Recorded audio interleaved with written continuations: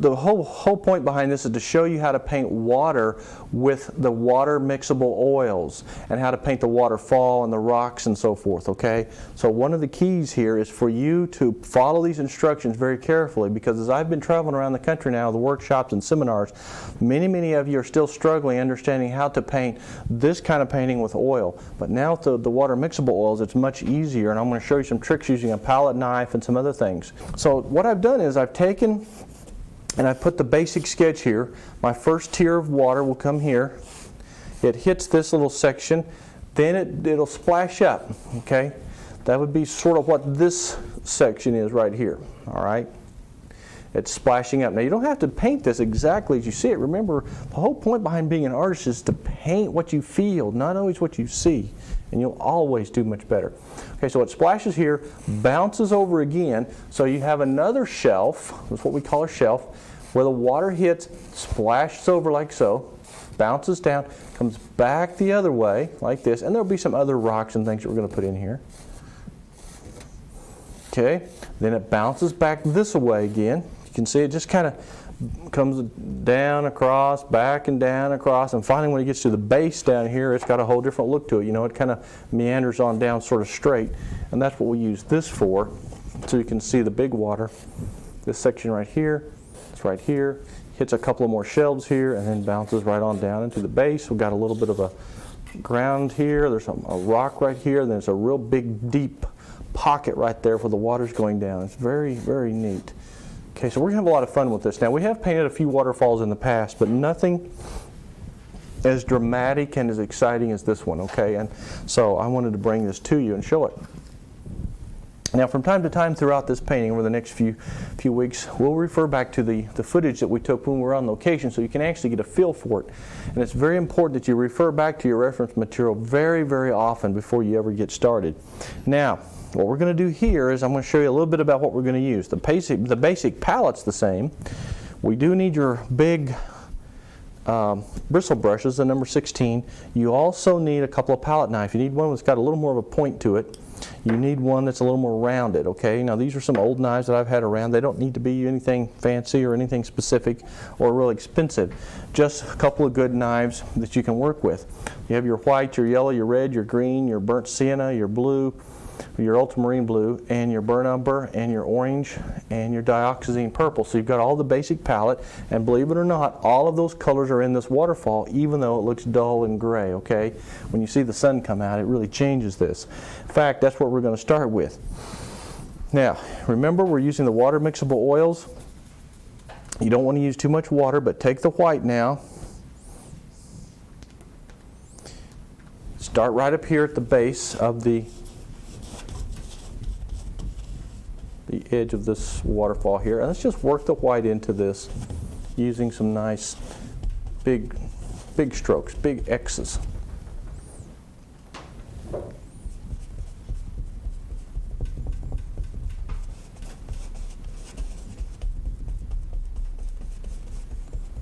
Okay, just keep working until you get this blended together.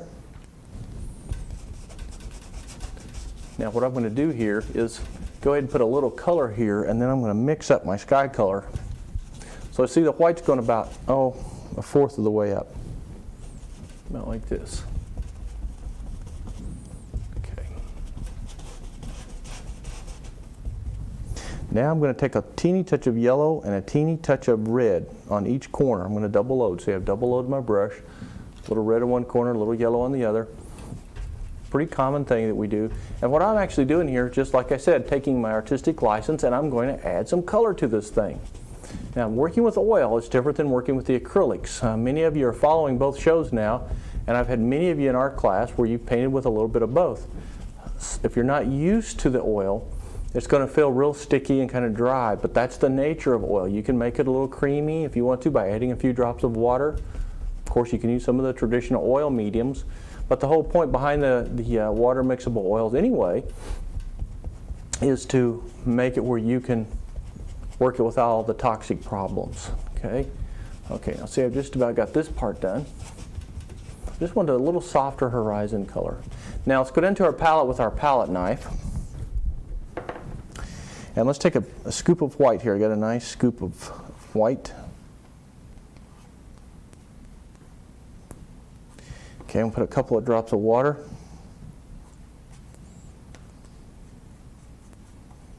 Mix it real good. Then I want you to take a little touch of dioxazine purple. Just a little touch here, a little touch of ultramarine blue, and a little touch of burnt sienna. Okay, now mix all this together.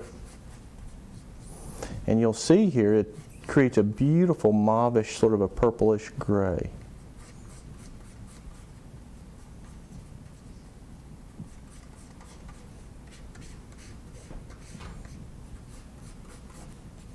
Now see there, isn't that pretty? The beautiful color for sort of a grayish day, and we want it to have the feeling that it's kind of dense on this day, because it was kind of misty and it was great. Put it up here. There we go. Just kind of put it around here and there.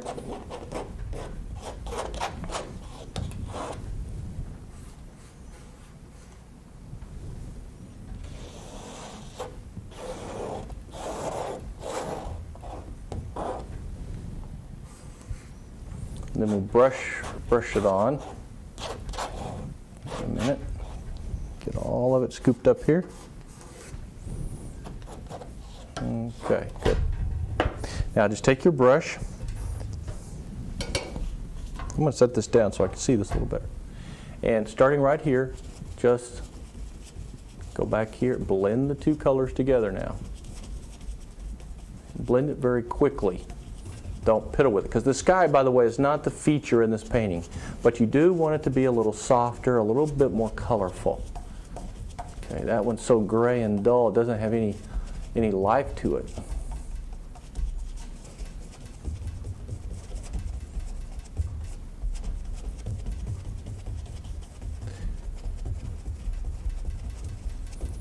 Okay, this is the number 16 bristle brush. Now we have, a lot of people are getting a little confused about the kind of brushes you use for different types of painting. Well, you remember your oil painting, because of its nature, being a little stiffer and a little bit more, it just grips the canvas a little more. You can't use certain brushes because they just don't work. That's why the bristle brushes are made almost specifically for the oil painters. And the sable brushes are made for, more detail, refined work. You can't use that Hake brush that we use for acrylics on here. It just won't work.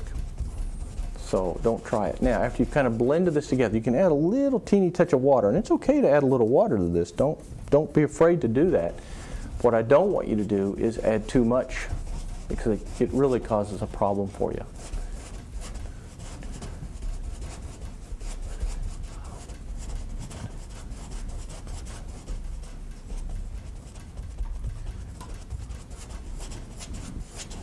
Okay. Now all you want is just a very, very simple glow. Just see how you get a little bit of a glow here, sort of that little peach color. The rest of it's sort of a grayish color. We do want to darken the corners though now, and that's the next step. So take your knife, add a little bit of ultramarine blue down here to your palette, and a little touch of burnt sienna. Mix that in good here. Actually need a little more white with it. And we're going to get more of a bluish gray this time. Okay, see there, that's a real true gray, just a regular gray. And all you want to do is take your brush and start up here in the left-hand corner. Okay, at this. I just kind of work it in.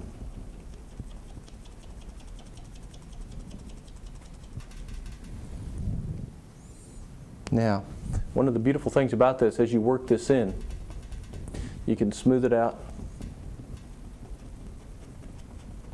or you can go ahead and create some movement in the sky, like maybe a little bit of a stormy effect, and we'll play with this for a minute and see what happens. That's the fun thing about oil painting with the wet on wet technique, is that you can create all kinds of effects like this.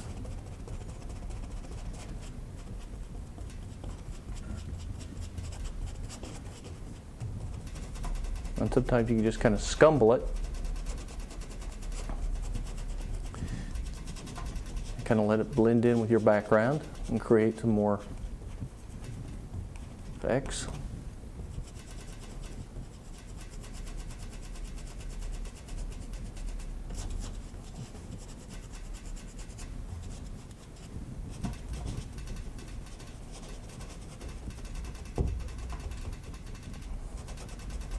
Okay, see, I'm just letting the dryness of the paint just fade out that way, creating a subtle movement this direction, leaving some of the contrast over here of the light coming through.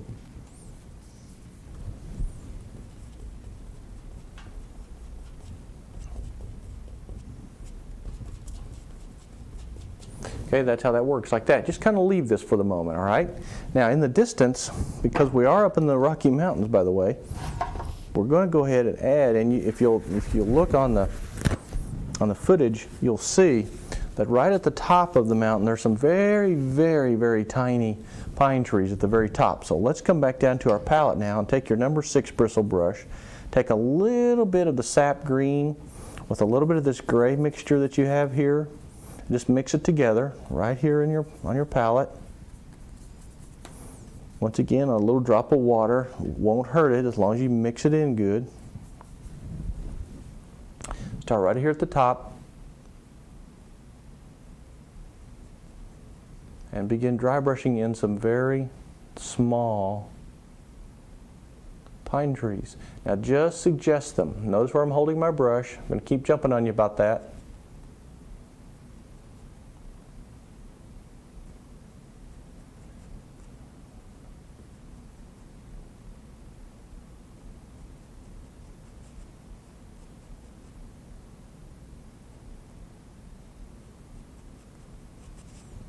You want a few back here, but you don't want too many. See, that really looks nice against that peach colored sky. Then you got the gray clouds, which of course is a good complement to that pink.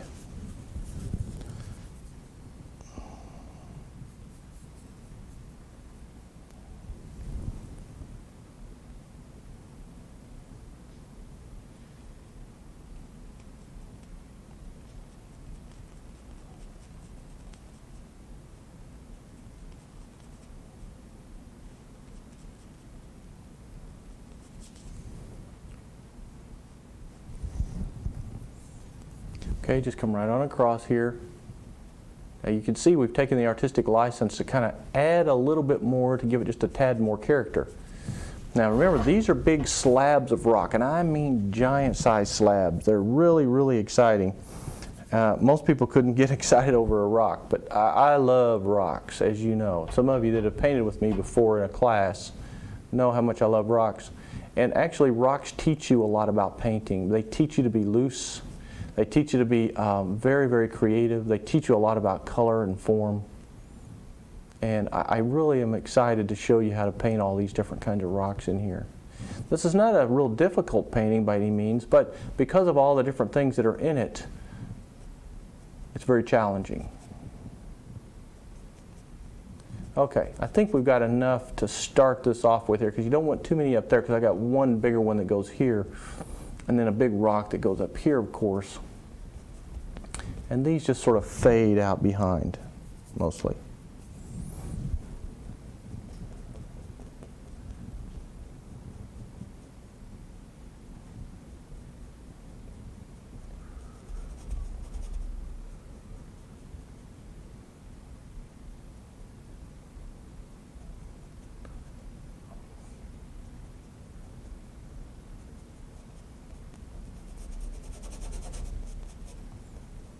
Okay.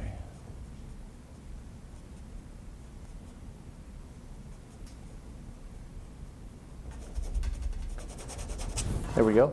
Now that's a good start right there. It's beautiful. See, it just sets the eye up so it goes right into the center of a painting already, and that's where you want to start the focus, is right here where the water starts to come. So by having the pink coming through here, the trees come in like this, and having the gray clouds come in, your eye will definitely begin to focus right here. Now the next thing we're going to do is just begin to have a little fun and organizing our color scheme. Now notice the grayness of the rocks, and if you look at some of the footage that we have, you'll also notice they're just very gray, but up close in person, they're beautiful. There's a lot of color in them, okay? There's a whole lot of different, from the minerals and all the deposits in the water that come out here, and the different foliage and the little different types of funguses and mold and stuff that's growing. It's beautiful. But we'll start here with this first shelf, and we're going to go ahead and use, I guess what you call a basic mixture here. Now I'm just going to stick with the same basic pile of paint right here, and I'm going to take a big pile of white. So I want you to get some white. Got some dried paint on there.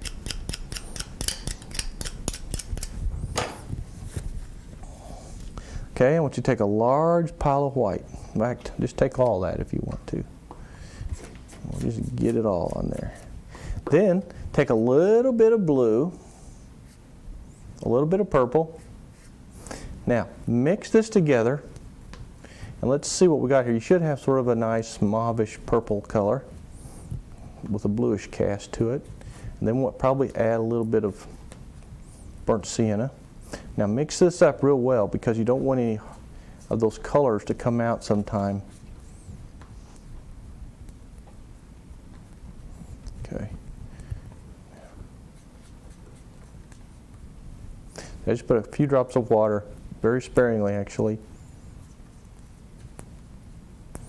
Okay, let's test this out and see what we got here. Yeah, that'll be a good base color to work from. You want something light and airy like that, all right? Now, next thing, everywhere the water falls and comes down into a pocket like here, like here, like here, and then down in here, you want this bluish color to create a mist. So we start with the mist first. And you start right here. And you underpaint the mist. So let's begin that step right now.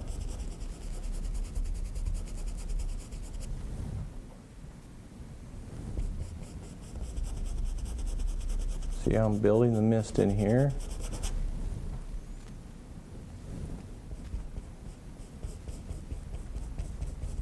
Now work your mist out further than you want it to be when you're finished, okay? Because you're going to pull things in around it and it's going to be sort of, it'll shrink. Now also wherever the water is, I want you to dry brush in some of this bluish color into the water.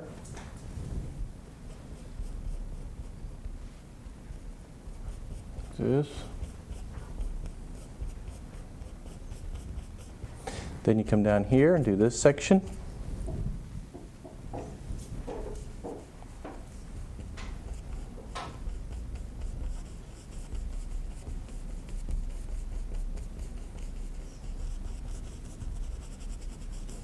See, I'm just dry brushing in this area here where the water will be splashing. And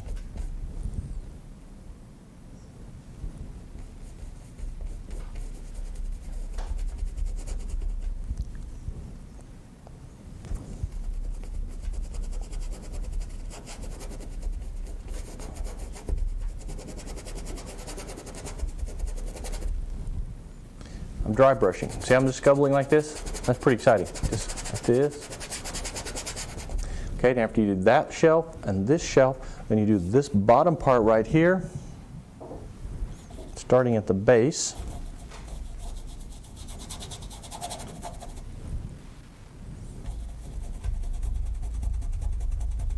And just work your way up, scumbling.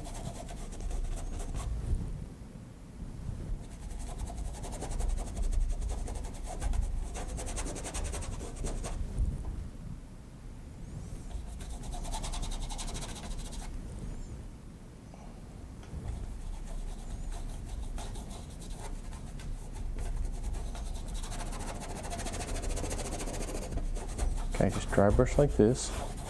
Now you see you have the three pockets, the basic pockets. Now I know this looks real odd to somebody, but this is the way it starts out. And it's really fun because after you develop the pockets, then you start building in the rock formation. This thing just starts to explode over a period of time, okay? Now it's going to take us 6 or 7 weeks to do this, so stick with me, be very patient, and this thing will really be exciting. Now, let's do a couple things here that I want you to think about between now and our next session, because as usual we're starting to run out of time and I want to make sure you have a feel for what's going to happen. One of the things I would like for you to do is pre-mix a couple of colors.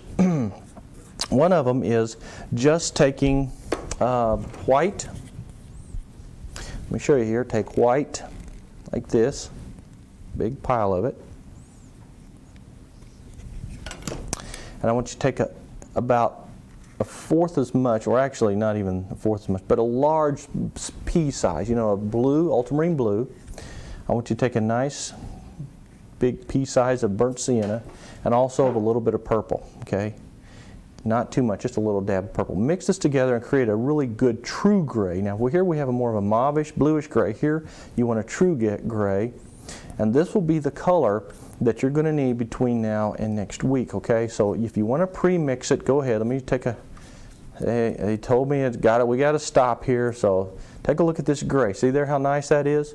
Okay, so between now and our next session, have this gray ready to go, have this light bluish gray ready to go, and then we'll get started on the painting, because we need these colors as our underpainting or our base colors before we can think about the rocks. Yes, we're going to have some other, you know, more deeper, darker shades to go in for the strong contrast that you'll see, as you can tell here, in all the dark areas and some of the middle ground areas, okay? Well, it's been a lot of fun bringing you this brand new painting. It's going to be exciting, so stay inspired. Keep painting. God bless you, and we will see you again real soon on another Inspiration of Painting.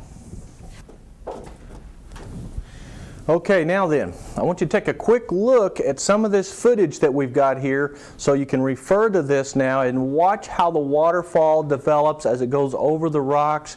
It's a very, very exciting thing. And then I'm going to show you my still shots that I've taken here. So let's take a look over here at the footage and you can see what I'm talking about. As you can see, it's a very gray, very dismal sort of day. And if you really close in, you can see all the deep, dark crevices and the little areas of light that pop out to give the rocks their three-dimensional form. That's the thing that we're really going to try to work on here today, is building those forms underneath the highlighted areas, okay? So now let's take a look here at the still photographs. And isn't it neat that you can just actually see the water as it's coming over? But look at all the beautiful grays. And then up here when the sun's coming out a little bit, you can see more browns and greens and tans, and there's some reds in here. Some beautiful soft colors. And I'll tell you what we're going to do is just get sort of the deeper, darker values in first. Then the colors that we mixed last week we'll use for the intermediate tone. And then we'll come in later with some third and fourth values to create some different highlights. Now, let's take your palette knife. And in this case, we're going to use just two colors to start with. We're going to use the ultramarine blue and a little bit of burnt sienna. And you don't really have to do any pre-mixing, but I just take the two together on my knife like this, okay? I take a look at my photograph here. Let's use one of this one perhaps, okay? And what you're going to do here now is kind of scary in a way, but you're just going to block in like this. Take your knife, the one that's kind of pointed, see it's got a trowel shape to it.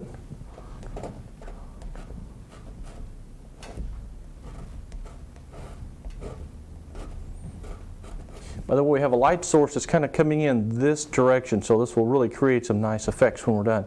Now we're going to do a lot of different things here, but I'm going to stick with the blues and the browns to start with. And I'm just kind of scumbling. Not really scumbling. This is just sort of, I guess in a way it's scumbling. It's hard to scumble really with a stiff object like this, but that's basically the concept, is we're just kind of being kind of loose with it. Just put it here and there.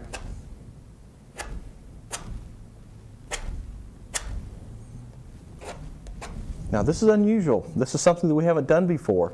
And you're going to really get a kick out of this. One way or another, it'll kick you. But you're going to have some fun here. Now see, after you put a few areas of the darks in there, that's where now the mixture that we had started last week. And let's just recap that just to make sure that you have it. Down here we have our light blue violet mixture, which is actually just white with a touch of blue, the ultramarine blue, and a touch of your dioxazine purple. And then we had a little mud in there from the brown that we mixed up. So there's that, okay? That creates a very soft mauvish blue. Then you have up here more of a true brownish gray. It's a real good soft but a clean gray. And that's mixed by using your ultramarine blue, a little burnt sienna, and your white, okay? And you just mix it together and you get a nice gray. That's what we'll use for some of the intermediate highlights that you'll see on the close-ups of some of these rocks and things here, okay? So just kind of follow this. We're going to use our number 6 bristle brush. And we're going to take this light gray mixture and right back up here. Now, I know it's very difficult to see this, but you can see the grays, the beautiful soft grays that are accented against those dark values. Okay, all we're going to do is just locate the basic rocks this particular session. We're not going to do anything else but find rocks here. Now, I know a lot of you are saying, oh, I don't want to paint rocks, I don't want to paint rocks. You really don't have a choice. Rocks are so important to what we do. You've got to learn to paint them. So right now, just watch this develop. If you're afraid of it and you're not sure you want to do it right now, especially if you're following the program along, just watch. But please remember one thing. Every corresponding light has a corresponding dark. I mean, light and dark go hand in hand, all right? So you have to get all those colors together. Now see, I'm going to just find the rock shapes, that's all. Yes, there's going to be some grasses and different things, and what you'll do is you use the white, or not the white, but the light value as your blending value for the darks. See how I'm doing this? Just come in there and sort of, you pick up a little blue, a little purple or brown, or the burnt sienna if you want to, see like this. You can come back in and add some of the darker values.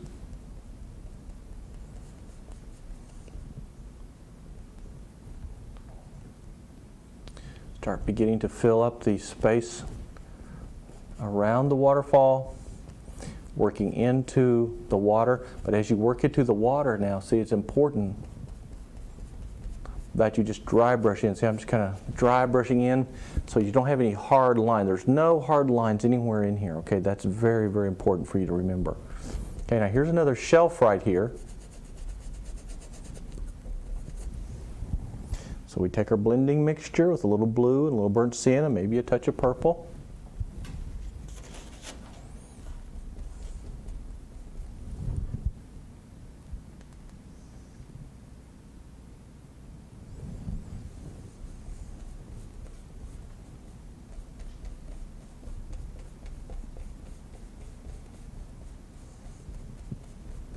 Okay, and all you're doing is just blocking in stuff. You're not actually highlighting anything. The rocks are still in their very infant stage. You know, they're not there yet. And I think that's what scares most of you, because if you just start painting like this, most of us think, oh gosh, I can never make a rock out of that, because it's just nothing but a blob of paint. Well, just watch this develop over the next 3 or 4 weeks, and you're going to be absolutely amazed at how this falls into place. See, I'm being very, very just unorganized. I'm not really planning this to particular. I'm just sort of building basic forms, and then when we start highlighting, that's when we actually do the planning. Now there are some bushes. You can see some bushes right here, and at the top here. So in this section here, before we add too many more rocks, we'll put some bushes. I got brushes on my mind. Okay, now let's go ahead and kind of get the shape of these rocks here.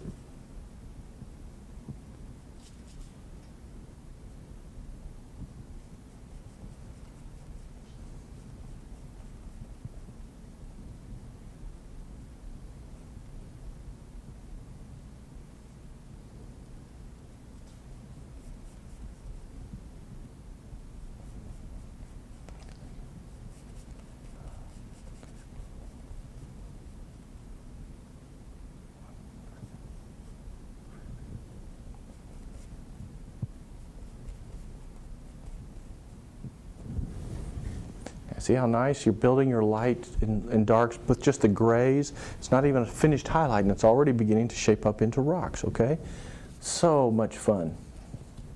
Dark against light, dark against light.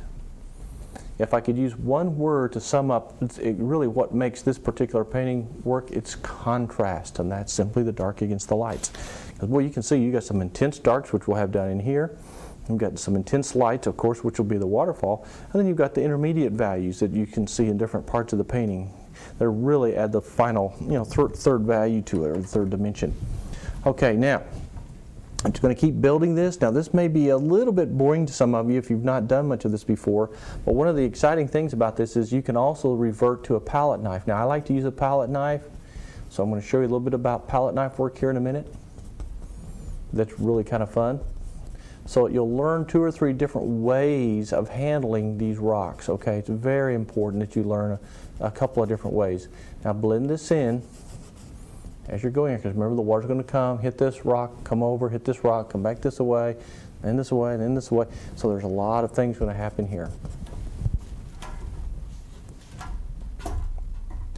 Okay, now let's go over here. A little touch of water to make the paint move a little bit better.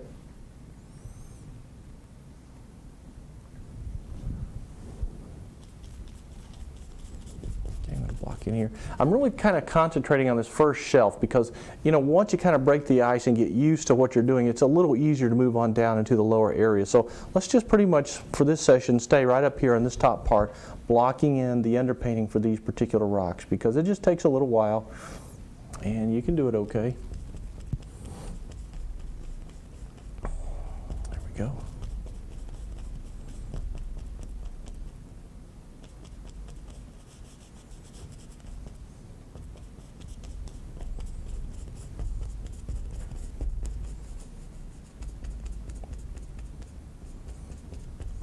Now, if you get some of these darks in here, then once again you come back with the lights. Now, you can use your palette knife. I'm going to take my palette knife here, and watch what I'm going to do now. I've loaded it with the light gray.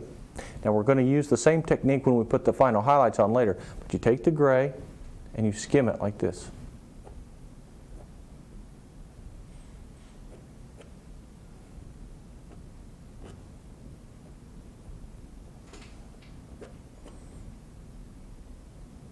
So I'm just barely skimming it. You can always come back and take your brush.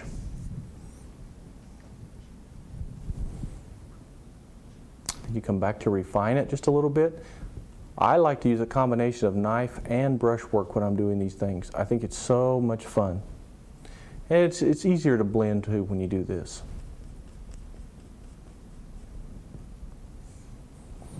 Another thing, if you'll notice now, while I'm using the photographs sort of as a pattern, I'm very ad-libbing my rocks. I'm just sort of doing them to fit my own feeling about the rocks and my own idea about the rocks. Now then, let's go up here and highlight just in this area. And when I say highlight right now, I don't mean the final highlight. I'm talking about the first value of color, the first shade of color.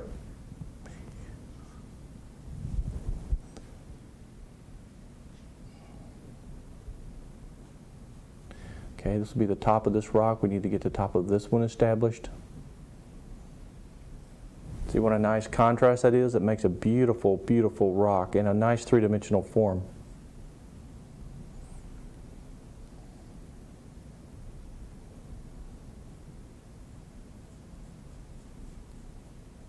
Now see, I'm just gently three-dimensionalizing. What I don't want any of you to do is get up here and just start painting. You've got to be back a little bit and just gently, little strokes here and there, just quick little smudges of paint. That's what you need to do to create this, okay? It's very important. Now see right here, I want to have a real nice dark value of rocks for the water to contrast against when it first begins coming across this area. And it's got to have just a little bit of a dip in here so that you'll know that it's got, room to come across.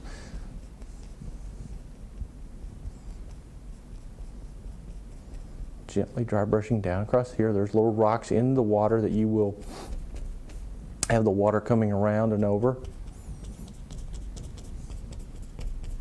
Rinse your brush occasionally.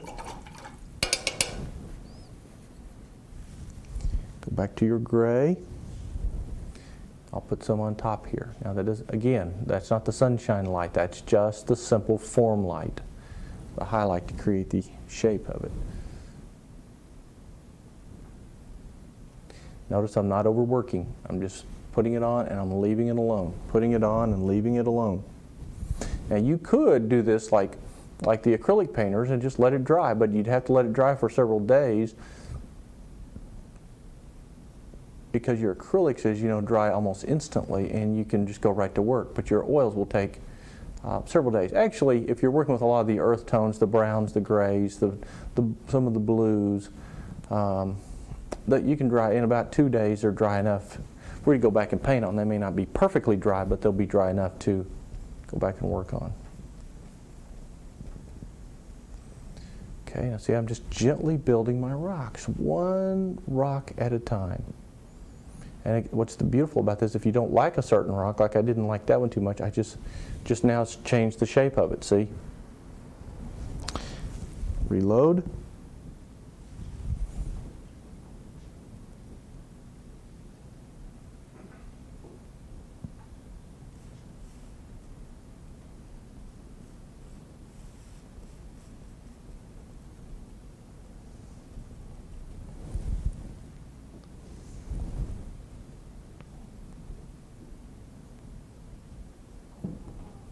Okay, you see how I'm building that? Isn't that exciting? That's just so much fun to me. And then you take a little bit of maybe just plain blue, for instance.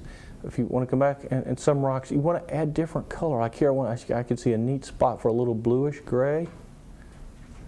I think this is just incredible what you can do with this. Okay? Or you can just take plain burnt sienna in a rock or two. See, like that? Give it a reddish cast or the two mixed together. Or you can throw some purple in there. I'm going to take straight purple, for instance. Say, I want to come back over here, put a little purple under a rock. So this gives your rocks a lot of character, a lot of interest, until you get ready to highlight them. At least this way, now you've got some form to work from. Now remember what I mentioned to you before. We do have some grasses and some brush, and that's what's going to go up here. And what I'm going to do is take my sap green with a little bit of my gray mixture, mix it together here. I'm going to add a little more purple to it because the sap green is a little too strong in that stage. And right above these rocks here, before we can finish them or put any highlights, I want you to go ahead and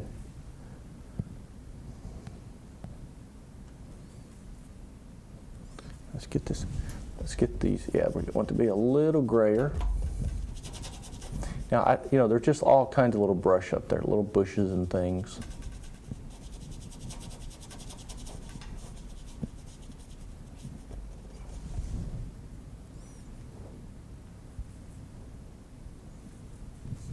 I think maybe right here is a good spot to go ahead and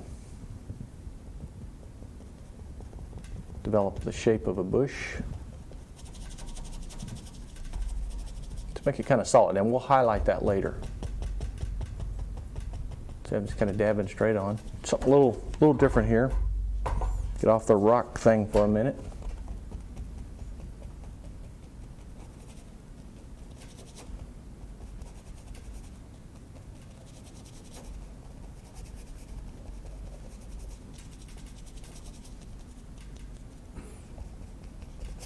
Now I'm going to take a little white with a touch of yellow, and I'm going to get a little bit more of a yellowish green.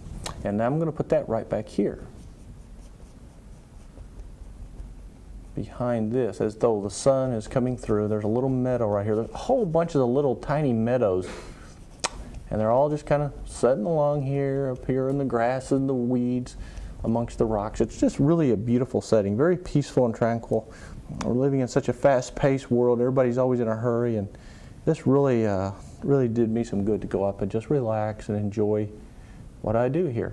And that's the neat thing about an artist. You can usually just forget yourself or forget all the troubles in the world and just go paint and enjoy this. Now see the green, how nice it contrasts against the trees and the rocks. That's a beautiful, beautiful thing to do. And I'm going to do that a little bit further up here.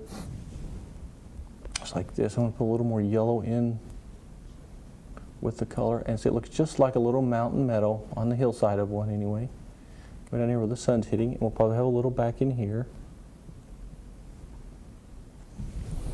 Okay, because you know that it has come across there like that. Now let's come back up here to these bushes. Rinse my brush out real good. Now I'll pull up a little shot here. Maybe you can see what I'm talking about here. Okay, you can see all the little grasses and brush that kind of hang out and around. We're going to be having a lot of that through here, which will give this a lot of character, okay? It's a lot of fun to add all those different shapes and colors and textures and so forth. Now take a little green, the hooker's green, or I mean the sap green with a little yellow. Let's make it a little more of a pure green here. I'm going to go ahead and just sort of dab this in.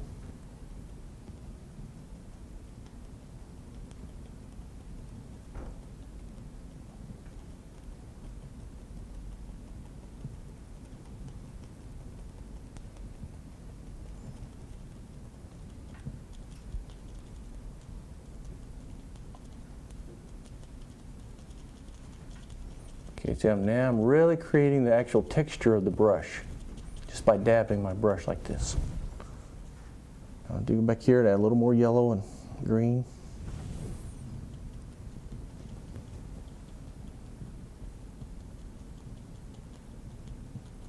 Okay.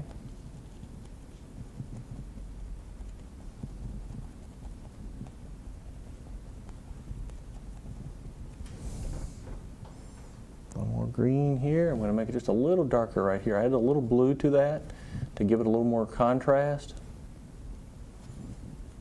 That's good. And then we're going to do a similar thing here because I want this particular rock, before it's all finished, to be settled right down into this grass here.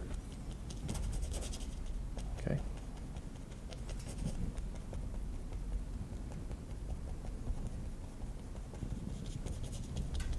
Then when you come back and highlight this later on, that really stands out and it's beautiful. Absolutely beautiful. Okay, now let's move over to the other side and do a similar thing right in through here. Let's take the sap green, maybe a touch of yellow, and maybe a little bit of red this time. You can add red, purple, any of the complementary colors.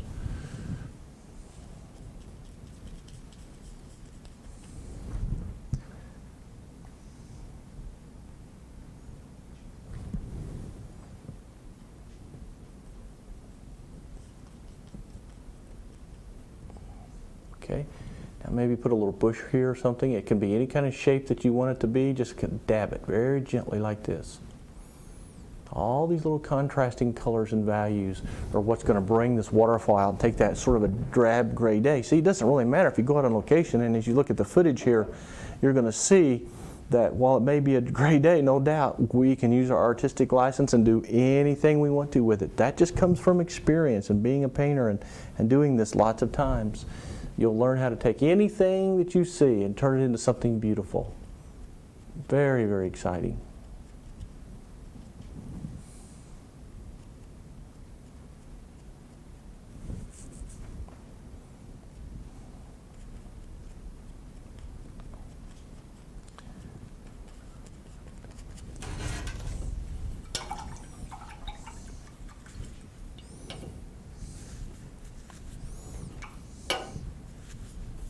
Okay, now let's move down here a little bit further. Take my palette knife, I'm going to take a little blue and brown.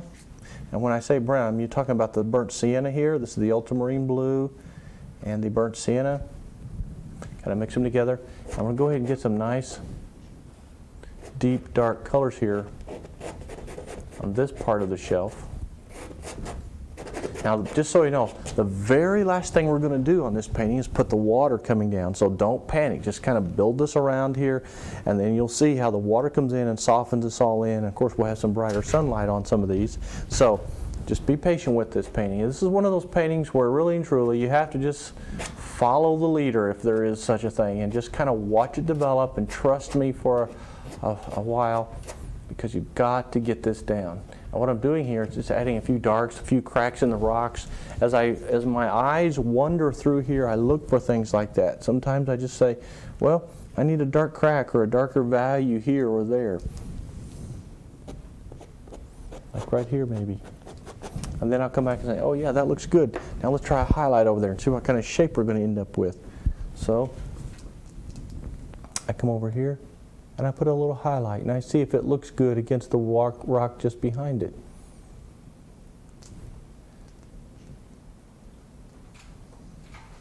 Isn't that exciting now to watch these rocks just unfold? I think this is one of the most fun things that you can do. All right.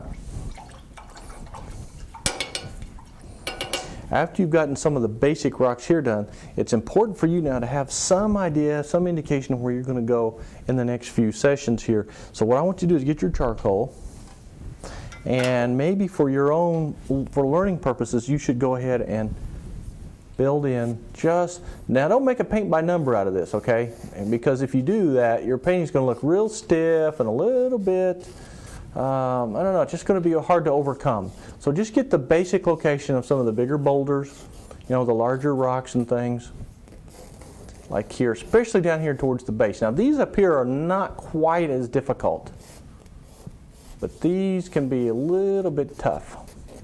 Of course, this will be all mist right through here, so you're saved right there. You don't have to do anything but just kind of mist the edges of these rocks out, but some of them will come right on down into the painting.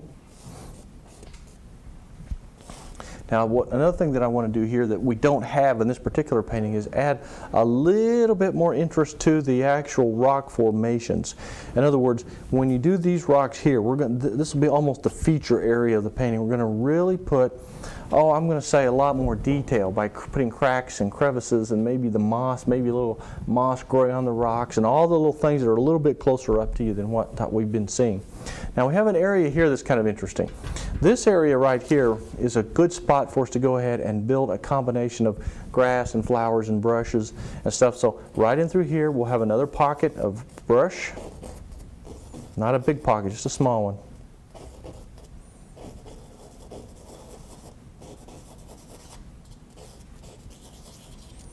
Okay, and then right up and through here, I want you to put in another rock or two that's kind of sticking out. See, off the canvas like this, you can see the top and the side of it. And then this area right here will be sort of just a dark area of maybe some darker greens and browns where a rock and the grass come together. So take your number 6 bristle brush and go ahead and take your blue and your brown, and let's get right down underneath here like this.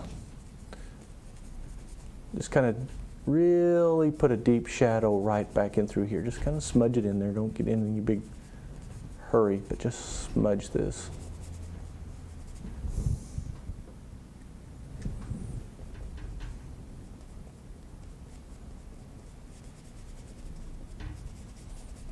Okay, and then this will be part of another rock, and then we'll have the trees in front. Now right here, we're going to go ahead and come down with some of the green. So rinse your brush.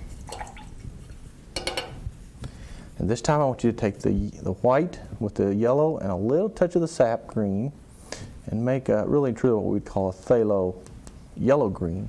It's a very, very intense green, very much like the one we just used.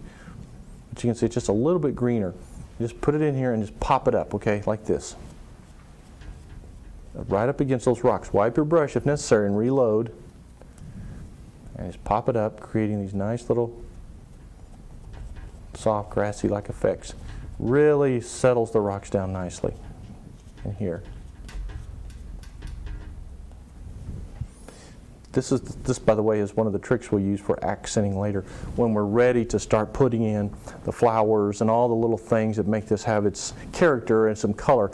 We will use little techniques like this and little dabs of highlight and different colors. Well, as usual, we're out of time, folks. I hope you've enjoyed the program today. It's been a lot of fun. It's a really challenging painting, but it's going to be great once you get it done. Keep painting, stay inspired, keep the cards and letters coming. I'll try to answer all your questions on the program. God bless you. We'll see you again real soon on another Inspiration of Painting. Well, glad you could join us again. We're going to go ahead and continue on now with this painting that we started of the waterfall up in Colorado.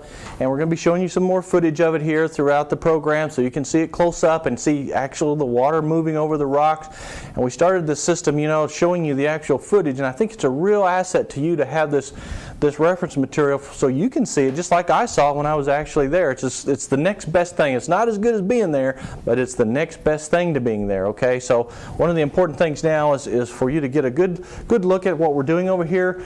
And when you get a chance to study that, you're going to see all the little intricate details that are happening in the waterfall.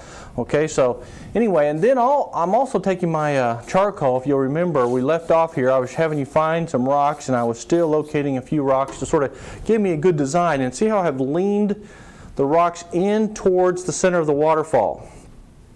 Now remember, we're still underpainting, and for the next couple weeks, we'll be simply underpainting the painting. Then we'll come back and put some highlights, details, the flowers, and all the things that go in here, and then the water. But let's move on now a little bit more forward. We got the top shelf done in terms of underpainting and the basic location of rocks. Now let's do the middle shelf, and that's this section here. Right through here, from these rocks, in between these rocks, and then of course the water here. So let's go ahead and take our number 6 bristle brush. Now I still have my mixture here from last time. We have our light blue violet mixture that we used for the water. We're also going to use it in some of the rocks. We have our gray mixture, which is the white, a little burnt sienna, and a little ultramarine blue, which is a wonderful color for rocks, for forming rocks.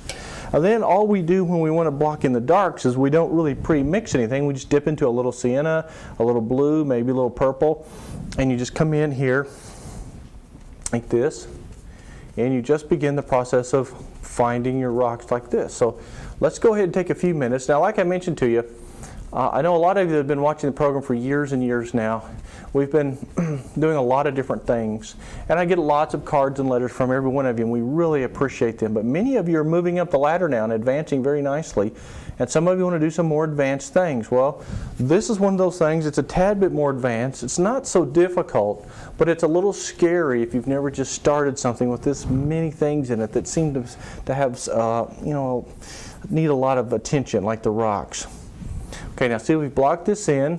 Now I'm going to come here with my gray on top to give it its form, and then I may come down in front like this to maybe form the front of it. So if you're just learning, don't panic, okay? I have a whole series of beginner and intermediate video instructions for you. We have many other things that you can work from. It's not just an advanced type of thing we're doing here, although this is where you want to eventually end up if you can, if you're real serious about your art. If not, just be at whatever stage you want to be at, and you'll be very happy there. Now, after you kind of block that in, remember the light gray mixture we have here is simply to find the form and the shape of the rock. Has nothing to do with the final highlight or the final phase of the painting, which will happen here in 3 weeks, probably about 3 weeks. Okay, and I'm going to do this one, and this time I'm going to hook this one under, just sort of give it a little bit of just a little different look.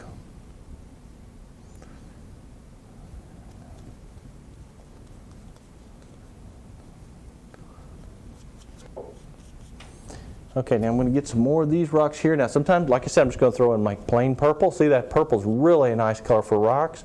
Got some plain burnt sienna, a little plain blue. Don't be afraid of some of the more pure colors. It's not a big thing at all. It's not a big thing at all. Okay.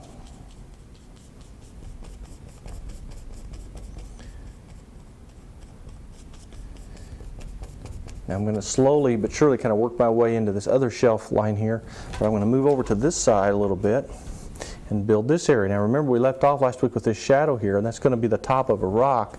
So let's go ahead, that's not the top, that's the side of the rock. We'll put the top of it like this. And then you can see it kind of angling down there, and then you can just take whatever color you want as long as it's dark. I'm having a hard time getting my words out here. And you can put some little cracks in there. Kind of gives us a nice form. But look what all of a sudden we did there. We created a really neat rock just with a few quick strokes. That's why I sometimes refer to what I do as the one-stroke method of painting. Now, it's not a gimmick or a method type of painting. It's just simply that's the one-stroke method, in that it's a quick stroke and you leave it alone. You don't piddle, play, or putter. Remember the 3 Ps. That's the motto that I use. Don't piddle, play, or putter. And most of us have a tendency to spend too much time in an area when we need to keep moving on. And quite frankly, that's what causes your paintings to turn muddy. That's what causes you to get frustrated, and it could cause all kinds of problems for you if you're not careful.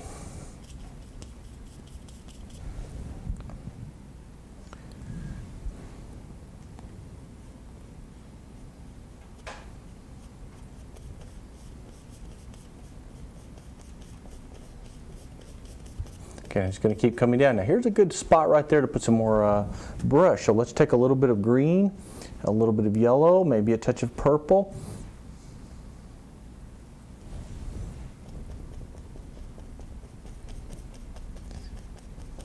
Let's go ahead and just kind of put some more grass brush right here.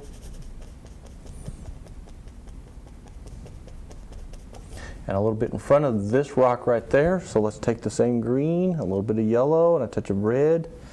Now I'm going to keep stressing the fact, especially those of you that are just joining us or have not painted before, or you know, you're not sure where we're headed. We're only underpainting for the first 3, 4, maybe 5 sessions. It's mostly just blocking in shapes and forms, okay? Because remember, all you do when you start underpainting is just get the dark value and an intermediate light value so that you'll have some forms to work from. Now this grass and brush right here is running into this rock here now, so let's go ahead and form this rock just by wiping out your brush now, taking a little bit of the gray that you've mixed up, and let's go ahead and come right here.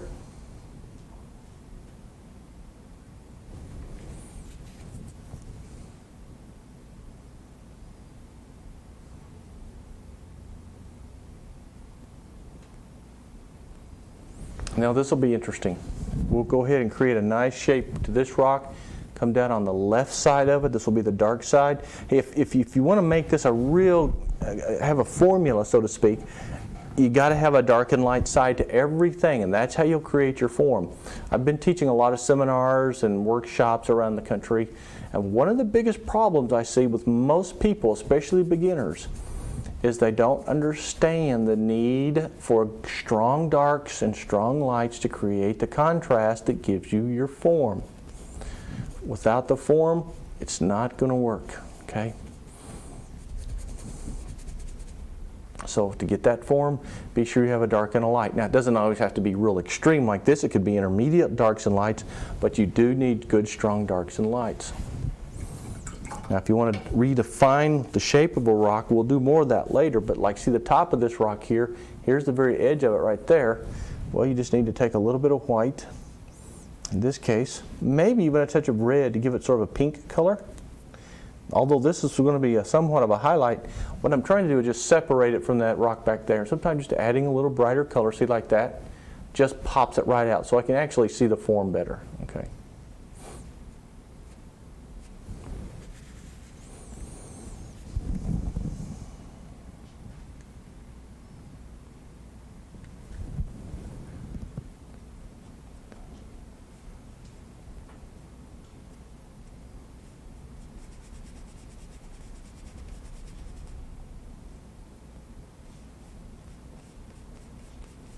I'm going to gently blend this down into this color here. This will be the part of a rock, but see this will be mist here. So you kind of want to work leaving some of the light spots. It's sort of getting back to a technique that watercolor artists use. See, an opaque painter like the oil painters and most of the acrylic painters, we go from dark to light. Your watercolor artists go from light to dark. So it's not what you put in a watercolor, it's what you leave out. Well, when you're doing something like this, it's the same principle. It's not what you put in here, it's what you leave out. So when you go in here and you start building your water or your rocks around here, be sure you leave some of the rock missing so that when you put the mist here, it'll gently blend in there real nicely. So now we're going to take some plain sap green right here. I like this color for this section of the painting because I haven't had any real strong green in here, but this would be a nice area of shadow anyway, so it's going to be a real rich dark green.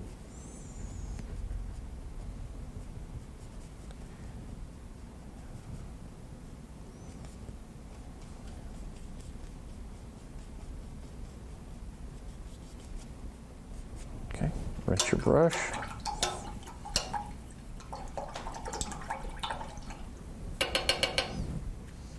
Okay, now let's go over here to the left side again.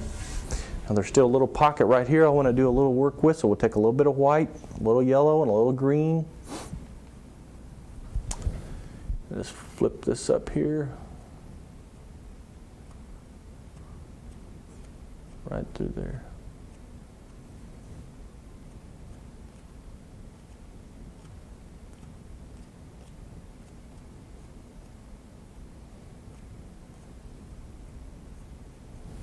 Okay, see how that works?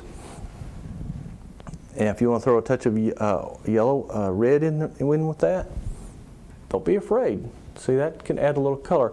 Now, I will say this, we are going to come back later and put some little mountain flowers, because there were a lot of flowers beginning to bloom up there now. And so we'll do that. Okay, now let's move down to the next layer. Now this is this shelf here, and of course we have this rock here, but actually this rock is on this shelf, but it is, because it's raised up, it looks like it's part of this one. So this will be the first one we'll block in here. But notice all of these rocks here now are angling in towards the center. The shadowed side is the left side, so let's take our, say our ultramarine blue, a little purple, a little burnt sienna. You can even use a little umber this time if you want. I want to go ahead and block in the side of this one like this, so you can see it kind of sticks out here, and then we'll highlight the top of it. Now see, I'm rinsing my brush out very often because it's easy to get these colors a little bit muddled. Just put a top on it just quickly. All you want to do is find it. You don't have to worry about detailing it or anything else right now. Just find it. And then of course the edge here, you can kind of soften it a little bit and everything will work out real good.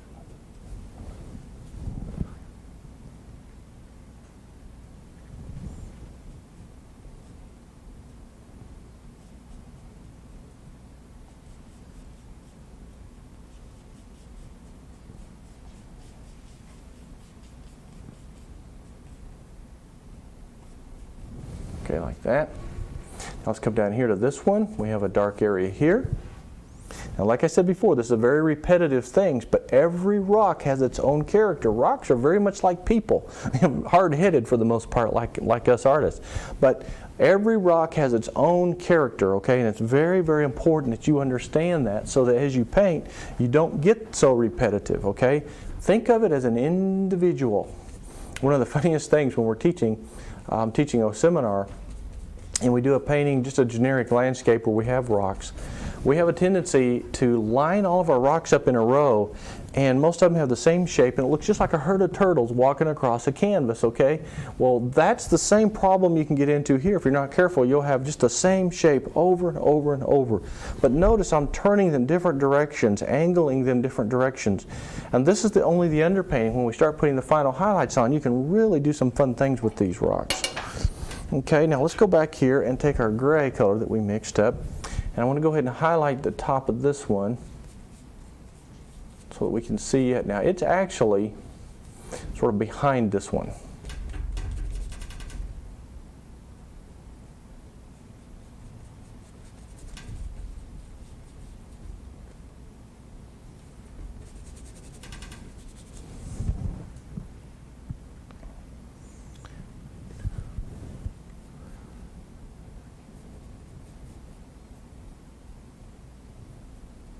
Okay, see I'm coming back in here, I'm using a little purple, a little burnt sienna. I'm really making a nice edge to this rock here. See how rough it is? And yet it's got impact. It looks like a rock, okay? Now there'll probably be a shadow from this rock cast onto this rock. Now this is one of the first time this has really happened in here, although you may see it occasionally. But this is going to be actually a shadow. So let's go ahead and take a purple. Now, if I could give you a good bit of instruction here, purple is your natural shadow color. Anytime you're putting a cast shadow onto something, always be sure you add a little purple to it. Very important.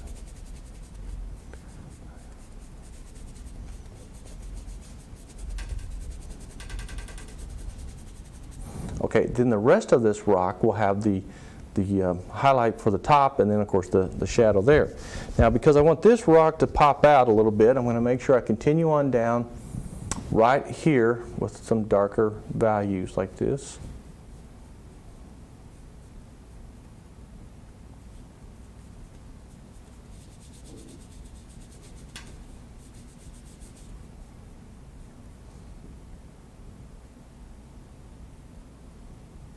Okay.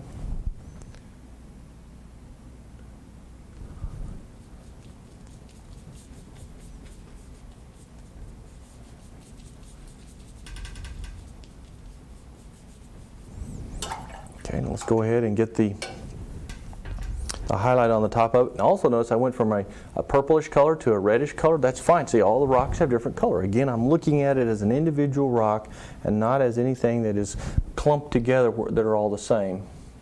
Okay, kind of highlight this. A little bit there, a little bit there.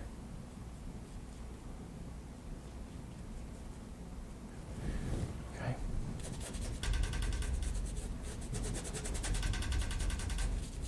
We'll do the top of this is the top of this rock, then here's the top of this one, which is surrounded by the shadow. Let's go ahead and block this in and kind of develop the shadow here.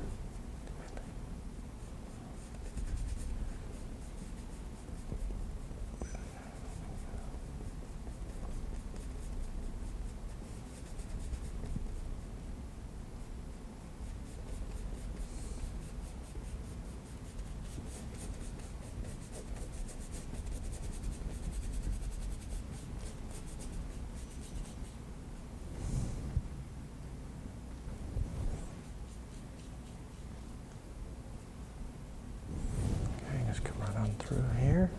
Now see, I'm just building the lights and darks just right in here. This.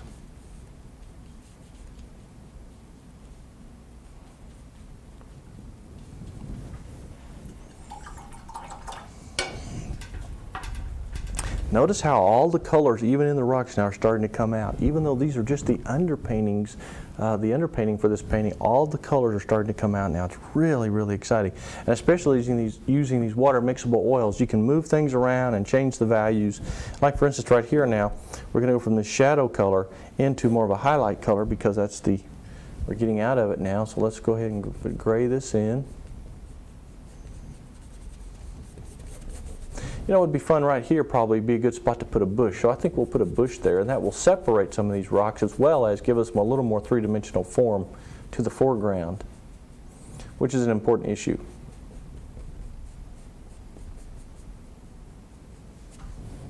So let's take our brush, rinse it out real good. Let's take some Hooker's green, or sap green is what we're using in the oils here. A little bit of purple. And let's go ahead and make a bush here, like this.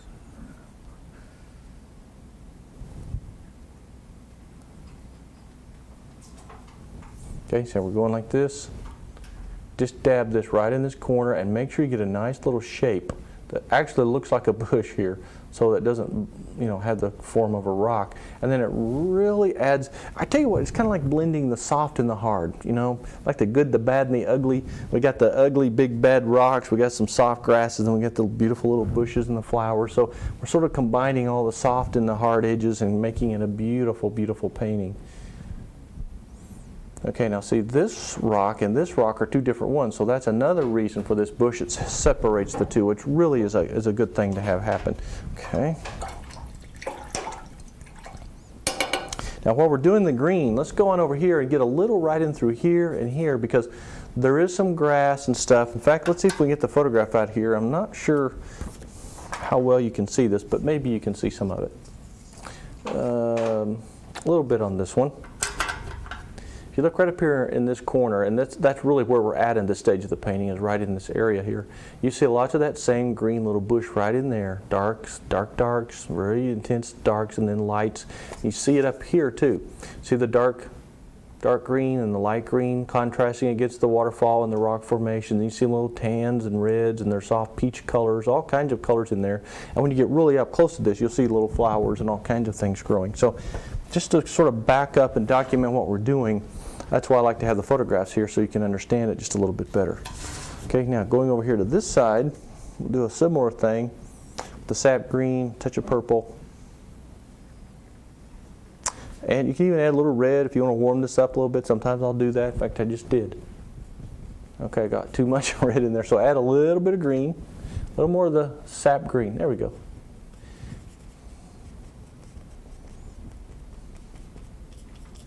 Maybe right here.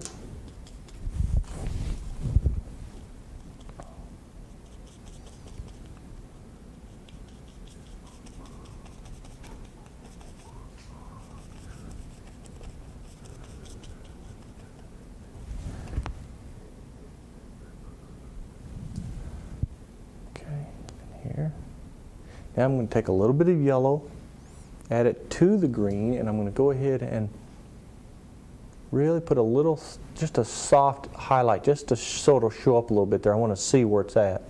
It's the same principle behind what we're doing with these.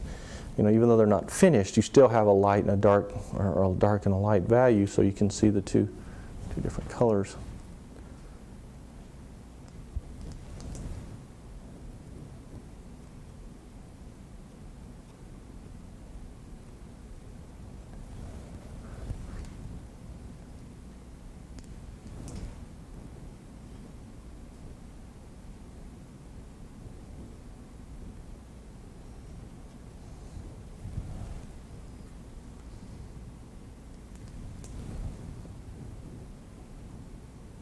Okay, now see, I'm just getting a little bit of different shades and values of color there so you can get that strong dark contrast like I was talking to you about before we actually start the rocks, and that really did the job right there. I think that turned out great. Now let's rinse your brush, and let's start the first stage of the rock here. Now this one is right here. This is a big slab rock. Now if you can't see it, let's sketch it in a little bit better so that you can. Remember, it's got a big slab right here. It just sort of comes down into the water here. On the back side here, you'll see the whole, this is all in dark value here. Now we have another rock here. It's got a square top on instead of a pointed top. This one has a little bit more of a pointed top. And how they change in here, who knows? I mean, it'll just happen automatically. Part of the fun of painting like this is ad-libbing this whole thing. And it's like a jigsaw puzzle. Just kind of try things, and if it doesn't work, kind of move it around or blend it out or soften it, and then you just keep moving. All right, now let's go down here and start this rock. And what I'd like to do here is go ahead and maybe do a little knife work. We're going to do quite a bit of knife work when we start the highlighting process, so that's why I had you have one of these knives handy. Let's go ahead and take the ultramarine blue, which I need to get a little bit more of here. Okay.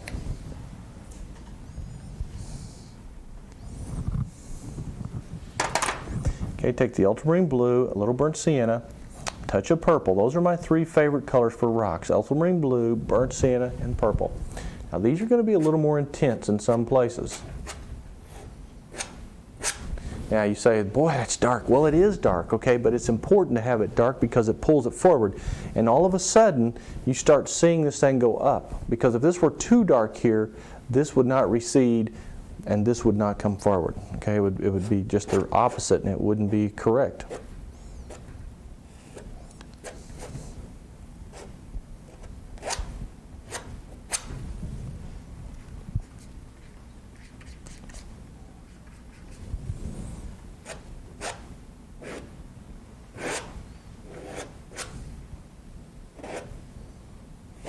Okay, now that's the dark side of that rock.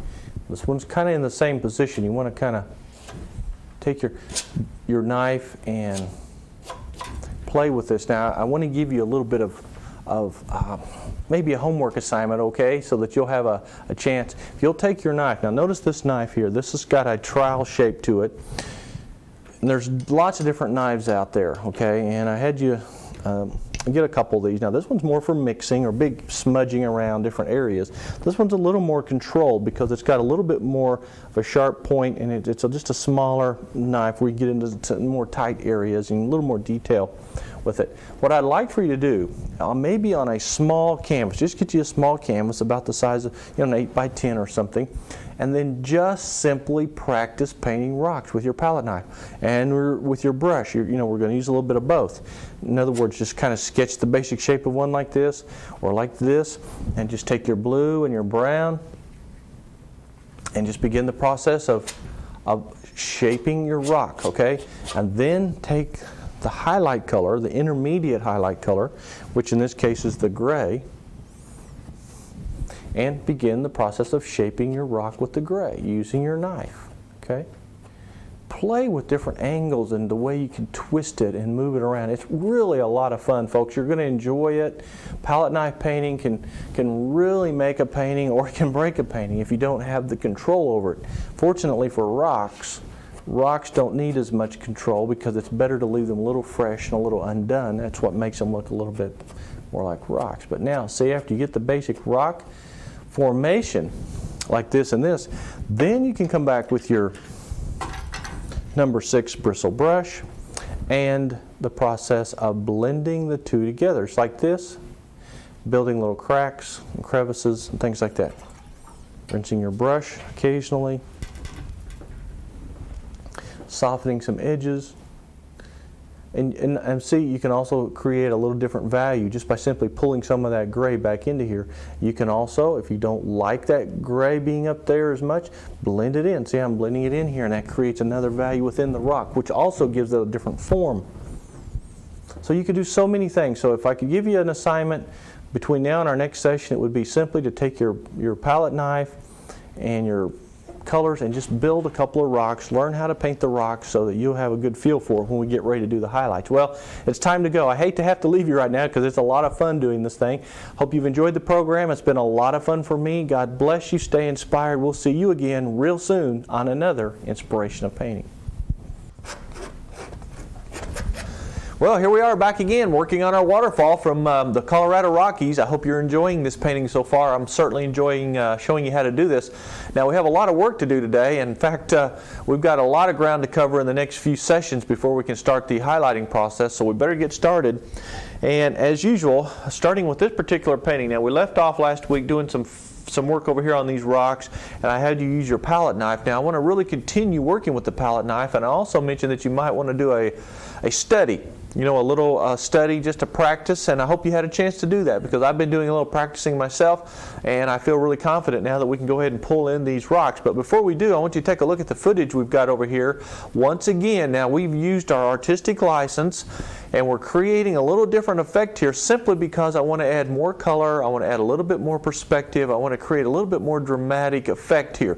But you can see the steam, the mist rising up, and the movement of the rocks, of the water over the rocks. We're going to have all those things in here, but because of the angle, that wasn't quite as interesting now as our particular painting. So we have, although we're using the same waterfall, the same basic rocks, we're just rearranging them to fit our needs. So let's come back over here and get to work. Now, we left off here working on these two rocks on the left-hand corner. Let's go ahead and continue there using our little flat trowel-shaped palette knife here. We got to get some more dark values, but I want them to close in here because I want to show you something that's really important for you to understand. Didn't get a chance to show this to you last week, but whenever after you've laid on a rock like this, if you want to get some clean edges, be sure you learn how to manipulate your knife, see, so that you can twist it like this. And see how it creates those nice, clean, sharp edges? And I use the word sharp very cautiously because I'm always warning people to have soft edges. But when you do rocks, you can sort of have a semi-hard edge by using the side of your knife. And so you can actually blend a little bit as you pull it back. But that creates more ruggedness and more, more hardness to the rock. But let's continue on down here now. We'll see some of the colors that we're going to be using. For instance, here we're using some burnt umber, burnt sienna, a little purple, and some blue. You could take your light gray mixture that we had mixed up if you want to go ahead and run a little edge to it like this. So maybe this rock's going to come right on down here. Now this is a great lesson for you, those of you that really enjoy this kind of painting. And those of you, again, I mentioned this before, if you're not interested in this kind of thing, it's okay. You don't have to paint it, but learn from it, okay? The secret to being a great artist is trying everything and learning from all the experiences. It's what I love about painting, is being able to go and experience the places, and you don't even have to leave the confines of your studio. Just sit there and paint and relax and enjoy life right from your own studio, and you can be anywhere in the world you want to be. Now see, I'm pulling that in, and once in a while I come back with my light gray mixture. And see, I put that on top to create another little maybe crack or a crevice. Now, not to say that you're not going to come back at some point in time here with your brush and do a little softening or edge work like we've done up in here. You're going to have to do that.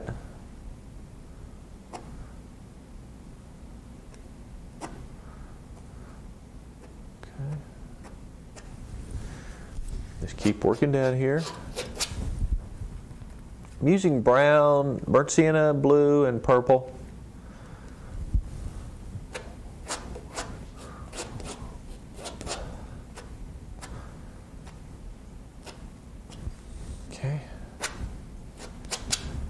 Same thing here. Now remember, we wanted this much darker because it brings things forward a little bit. So this is a little bit more blue in it, a little more purple in it. Now this section right here, if you'll recall, in fact, let's pull out our photograph so you can take a look here. Okay, this section here will be right through here, okay? Now you can't see all the rocks over here, but there's rocks over here, and of course the waterfall is coming down right through here. That's this section right through here. Then you have this shelf of rocks. See if I make sure you can see this right through here with the water coming over, and then you just kind of go on up the mountain. Now actually this goes way up here. If you look at the footage here from time to time, you'll see, but it's really useless to put it in at that perspective because it doesn't create any interest in the painting. So we're going to move mostly in on this type of a setup here. So this area will be the grass, and then over here of course we've got the large boulder that sticks out right here, and then you've got these bigger rocks, and this will be much darker down here just like this side is. Okay. Now that you've had the explanation a little bit better, let's keep on painting. Palette knife with burnt sienna, a little burnt umber, a little ultramarine blue. Your purple, of course, is a wonderful color, the dioxazine purple. And using these water mixable oils, this is a wonderful opportunity for you to get back into working with the oils without the toxic problems. Now see here, I ended up with just some sienna mixed in there.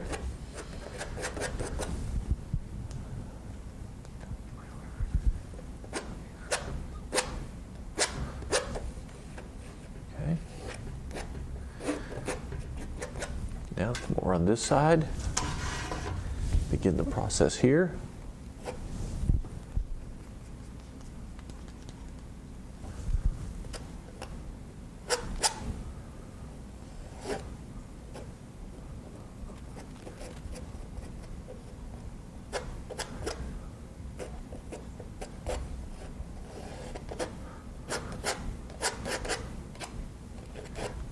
You can even come back in any of these places where you want to have a little bit more darkness or some more rocky, squared up edges. Go ahead and use your palette knife for that, because that's what that's for, and you'll learn to get flexible with it and really have fun with it as well. Now, if you just don't like painting with a palette knife, so what? Just don't do it anymore. Use your brush.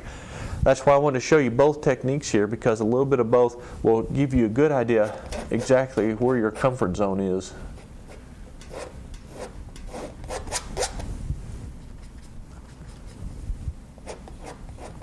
One more gray right there. This is more of an experimental thing you should do on a regular basis. It's not something you just start painting and learn overnight. You've got to really do a lot of experimenting with this. Okay, keep coming down here. Now let's go around the edge of this rock here. Like this. Back here. Now remember what I mentioned to you before. As you start coming down into the rocks, remember the water is going to splash and create a mist, a beautiful mist that's just sort of swirling around. So don't take your rock all the way down into the mist completely. See how I faded it out here? Of course, on this side here, this is rocks in front, so you're going to be able to pull it down. But all this down in here will be in mist, so don't get the color down too far, or when you start blending this in here, it will blend in and get too dark on you. So that's about as far as we need to go with the dark areas there. Now we want to have a little bit here on this one, and I think I'm going to use the purple and the blue with just a touch of the burnt sienna. That. Now it's fairly dark there too. Purple, blue with a little burnt sienna.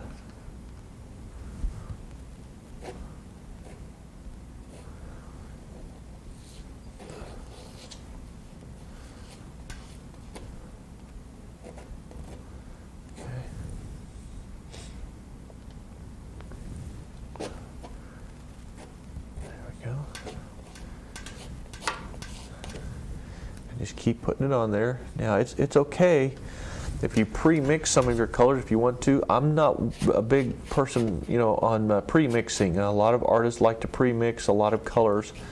It works for some people, but for me, it's a waste of time, because when I'm pre-mixing, I end up with getting too many colors that are sort of muddled, or you have to use a technique that is real consistent with that type of painting, and it doesn't work well for this. So what I like to do is just kind of put a little dab of this, a little dab of that, just kind of like some of us cook, you know, a little pinch of this, a little pinch of that, no particular measurements.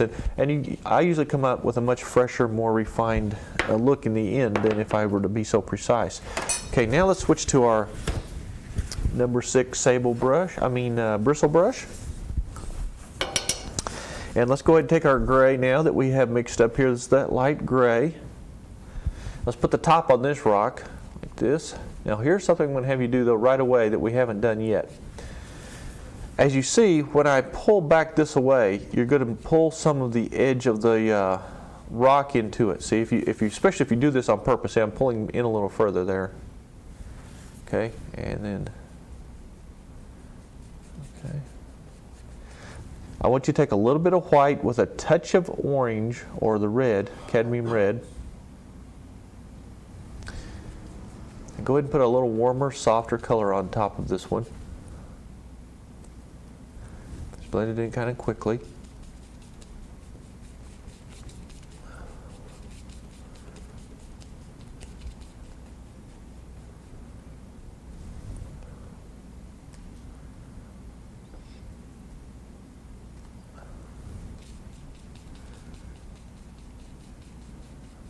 This.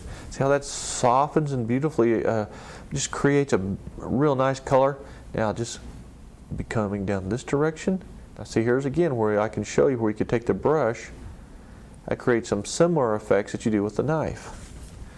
Just by having a sharp stroke downward, you can create a little sharp edge or a broken spot in the rock or a crevice. And see, I'm just going in now and just kind of dabbing like this. See how that works? Really neat.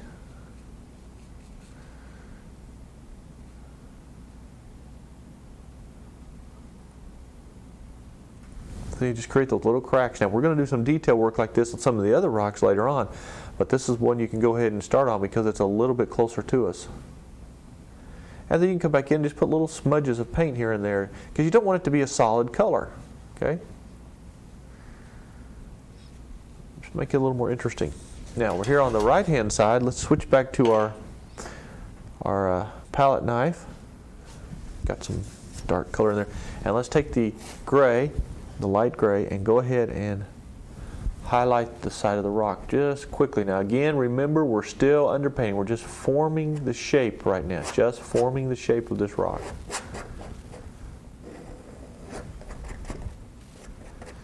You'll have to do a lot of blending on this one and detail work to really make it come together like you want it, but this is how you start. Again, don't come down too far with it.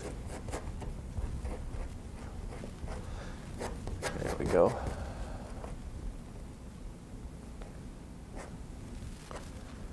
Kind of soften this in here. Now see how I'm pulling this together? Pulling some of those colors back into that big slab. Oh, that's so much fun, and it's really an exciting thing to do. So don't be afraid to try it. Okay. I know some of you are probably saying, oh man, how many more rocks have we got to paint? Well, this is actually the last major rock that we have to put in here. Okay, the rest of it's going to be detail, touch up, and all the little miscellaneous things that happen. Although, right underneath the water now, where the water comes over in between the rocks, we have to have a little deeper, darker color.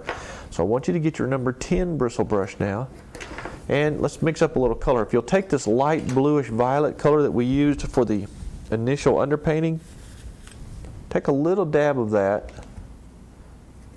if you would. Add a little bit more blue to it, okay, and a little more purple to it. Let's make that color much stronger, okay, deeper and darker. You can see here on the palette I've got a little spot here where this is developing. Okay, there we go. It's got a little bit of a purplish tint. I'm going to add a little more blue to it, I think. There we go. That's better. It should have a little bit of a bluish tint to it. But see, it's quite a few shades, brighter than or darker than the other one. Now you take this color and you dry brush it on over where the water's going to be with your number 10 bristle brush. Make sure I get that out so we don't have any other color in there.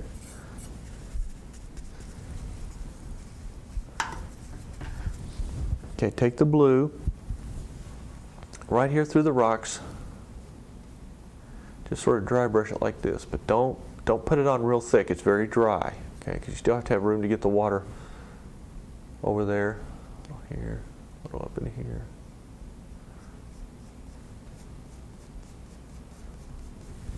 Okay, and then especially, of course, right in through here, you want the dark blue underpainting. So get this here. This water's going to kind of come down as it hits. Actually, there is another rock right here, which we may put the tip up there. See, when we get the water finished here, or the rocks around the water and actually the water coming through, you may have to add more rocks or something in there to sort of justify the way the water's moving. But you can't really do that until you get the rest of it in here and see how it's going to fall into place. So right now you just get all the basic stuff and then you do the rest of it later.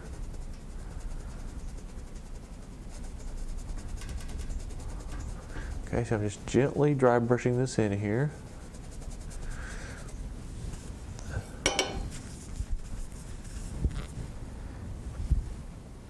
Coming right in through here.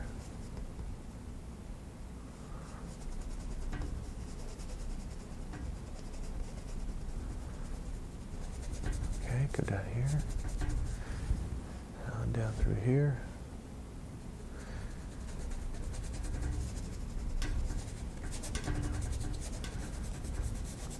Good, very good. Okay, now after you kind of block that in, now it's time for us to sort of go back and establish now where all of the rest of the grasses go. For instance, we've got to get this corner in here, maybe a little more here and here, maybe a little right in through here. There's a few places where I want to get all the grasses in there, so let's take your number 6 bristle brush now, rinse it out good. And let's do this corner here, or you can use your number 10. You know what? I think I'll use my number 10 because it's a bigger area. And this will be kind of fun because what you're going to do is take your yellow and your green and a little bit of purple, maybe a little burnt sienna, and you get a nice, just a nice rich green. Now remember, this is the spring of the year. The snow has melted or is melting, and we have lots of little wild mountain flowers and brush and all kinds of little green things growing. It's really fun. Now I'm letting it blend in with my rock color there, so that's good because it creates a soft color. Don't be afraid to just let that happen like that. Okay, see how we're going there? That's all you have to do.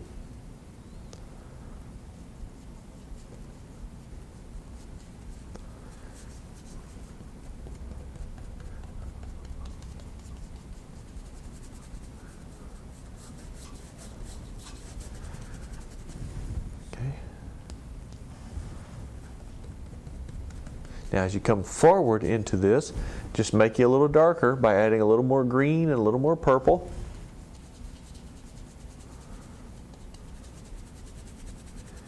You want this good, clean color here. It's really going to be pretty when it's finished. Very pretty. See, it's getting a little darker. This is part of the value system, how you make it work. You go from light to dark. Now I had another piece of a rock sketched in there, and I'm not sure if I want to put it, but the more I think about it, I think with the way the edge is here, we might be better off with a small rock there. So let's go ahead and take a little bit of umber or sienna, the light blue violet there that you mixed up, a little purple, maybe a little blue. Let's go ahead and block in another rock right here, just coming out of the edge of this grass. And I think we'll be real happy about doing that when we're all finished.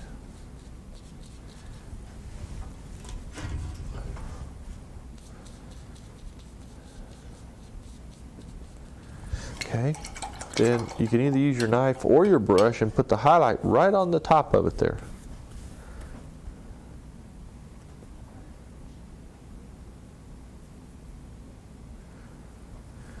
I'm going to even pick a little bit of this orangish, reddish color up here.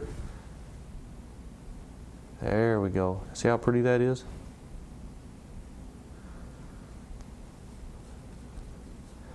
Okay, so there you have a nice rock right there. Actually, we ended up with 2. See, that kind of helps finish out the hillside here as the rocks come down. Okay, now go ahead and finish our grass here. Take a little bit of the green, the purple, the burnt sienna. Just keep getting this a little bit darker right through here. Be a good spot right here maybe to go ahead and pull up a little bush in between those 2 rocks, and maybe right there. A little bit more.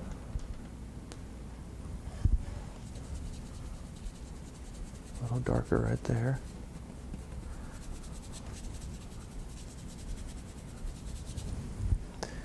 Just keep coming forward.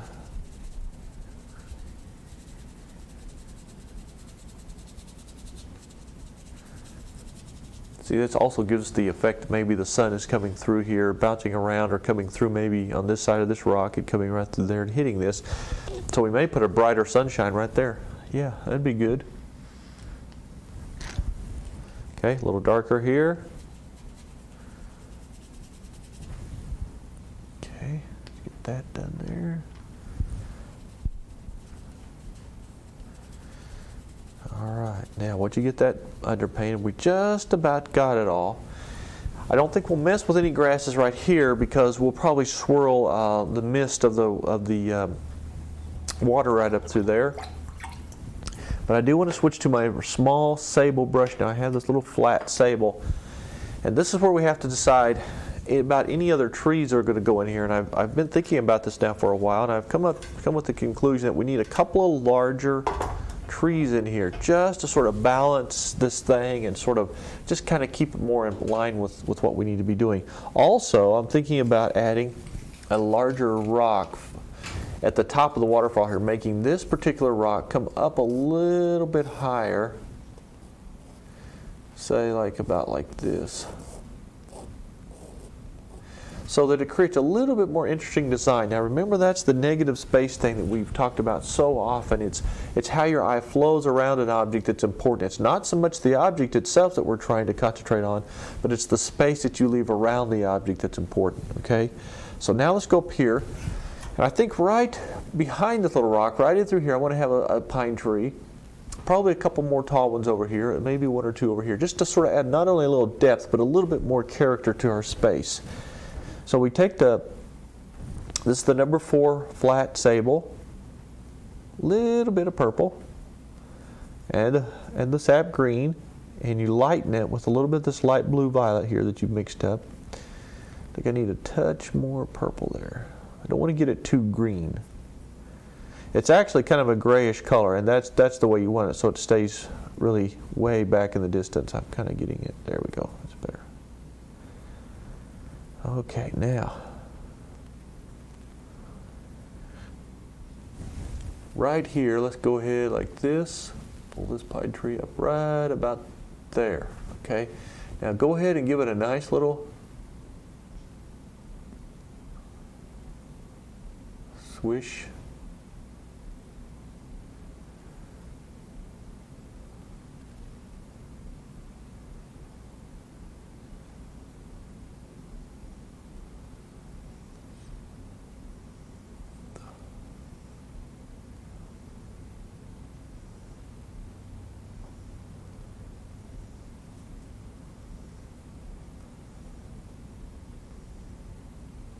Okay. Now you don't want this tree to get too big, or it will become an eyesore, or actually it will be very competitive to the waterfall. It's just gently there. Isn't that beautiful, the way that just sets it there so nicely? Okay, do another one. Maybe a little smaller right beside it here. Okay.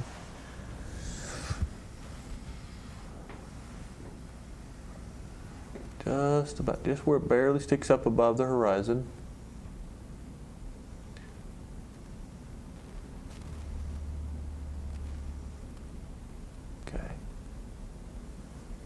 Now you see how pretty that is? Now when you come down from this bush here, you go in, you go up and around, so just whoosh, like that.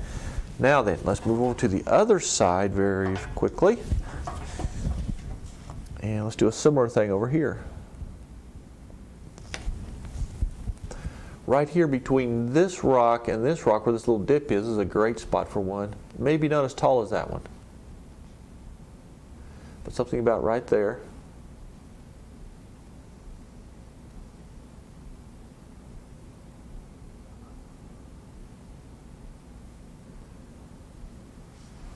Okay, just like this. That puts you in business there.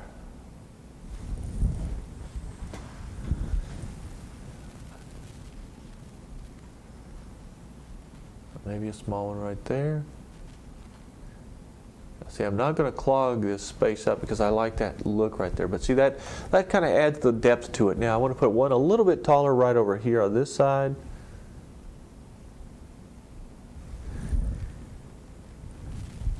And this is the one that kind of helps hold your whole, your eye flow right into place here. So just quickly smudge it. See how I'm holding my brush, turning it on the chisel edge, and sort of smudging it here.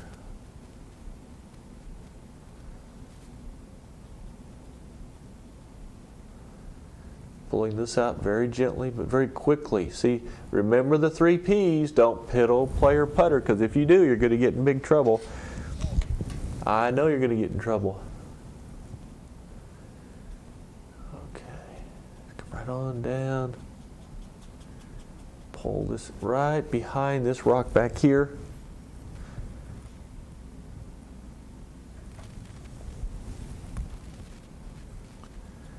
There we go.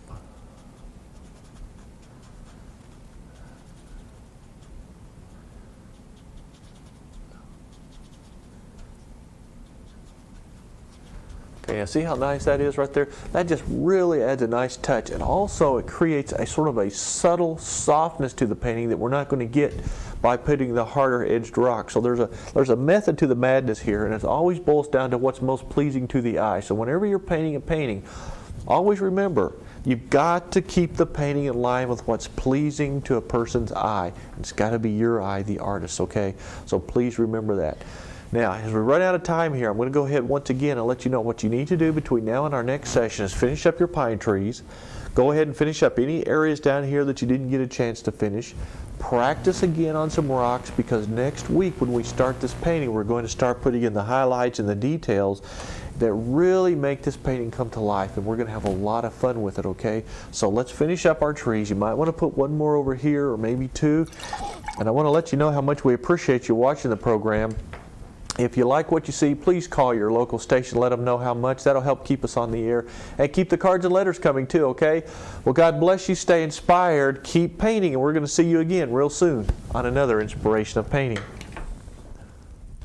Well, I'm glad you could join me again. We're going to continue on now with this beautiful waterfall up in the Rocky Mountains up in Colorado. This is up in sort of just above Durango.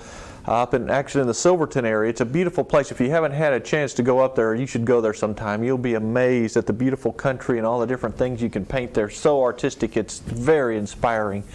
Now what I was doing here when we've just started here, I'm putting in this I'm enlarging the shape of this rock at the top here. Now remember last week I mentioned that it would be a good idea to change the shape of this so that your eye would flow instead of having a straight line, okay?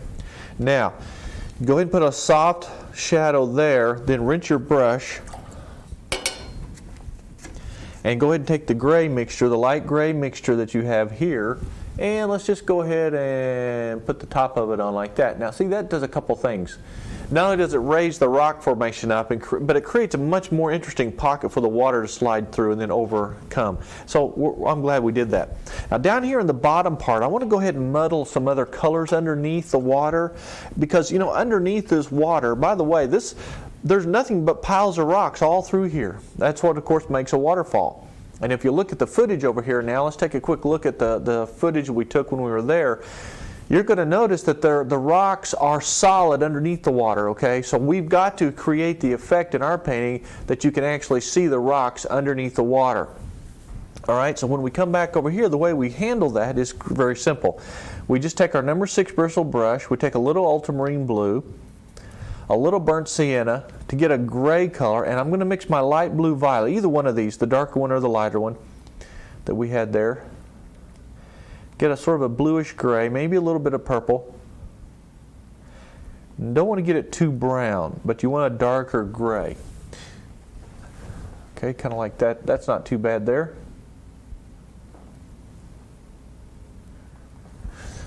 And what I want you to do here is just sort of scumble underneath the water some darker colors like this, where we know, see, kind of like what we did here for the first session. In fact, we just kind of smudged a little darkness there as though there's some rocks under there. Okay, you've got the light blue violet underneath, which will create the effect of the mist. But now you've got to just sort of dry brush in the underpainting for these rocks. Now I hope you're enjoying the extreme systematic approach we're taking here on this painting. Many of you have written in more advanced techniques, a little more interesting items to paint. Well, this is one of them, but you beginners or you intermediate people, hey, try it anyway. And if you don't, learn from it, okay? Because we have lots of things for all phases of your career, from beginners to advanced and professional artists. So, you know, don't be afraid to attempt stuff, even if you think it's a little above your head. True, it could be a little frustrating, there's no doubt about that. Painting is just that away. Okay, now you see how I've kind of dry brushed in some dark areas here and there. You don't have to do too much down there, because most of that's going to just be mist. Okay, maybe a little right there, and we got it. Now rinse your brush out good. And now we're going to start the highlighting process. Now this is the process of really defining the rocks and creating a lot more interest to these formations. But we've got to mix up 2 or 3 colors to do that first. I'm going to find me a clean spot on my palette. Wipe out your brush.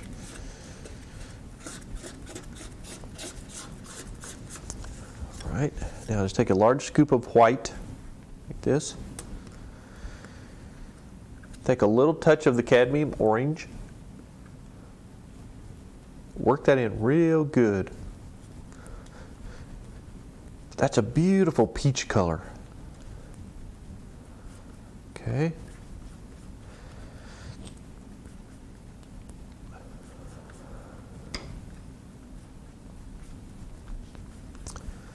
Wipe out your brush or your knife. Find another pile here. I'm going to scoop off a spot right there. Take some more white. This time take yellow. Like this. Mix in a nice pile here. Sort of a canary yellow.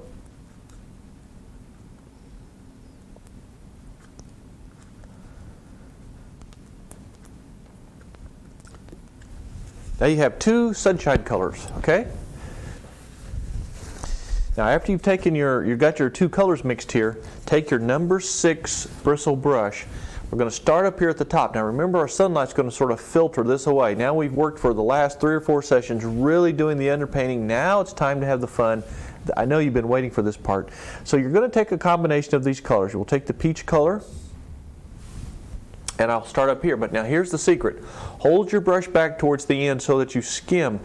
If you paint and apply a lot of pressure, the paint will blend in and become a little bit muddy, and we don't want that. Okay, just lightly skim the surface like this.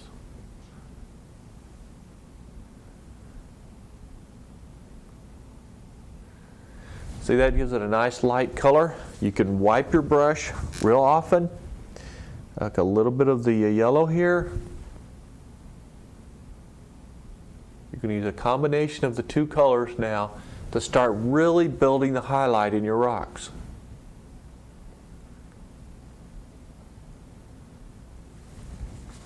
See how that's working? This is where the color starts coming in, so be real patient with it.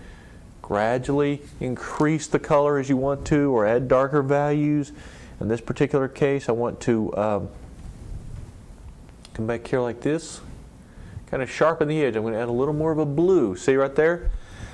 You're going to be adding colors now on top of your underpainting colors. So just because you have a gray background or a dark background doesn't mean it's going to stay that way necessarily, okay? All right, now I'm going to come down to this this rock here, maybe a little peach there. Brush stroke, just quick strokes. That gives you the effect of a rock. Okay? Wipe your brush often. I can't tell you how important it is to have a paper towel handy and to wipe your brush very often.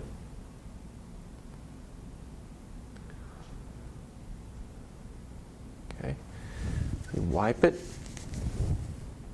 but just watch the sun develop. Isn't that a wonderful thing?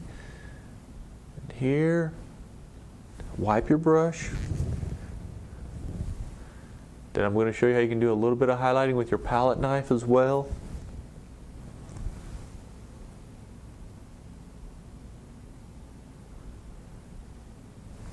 See, like so.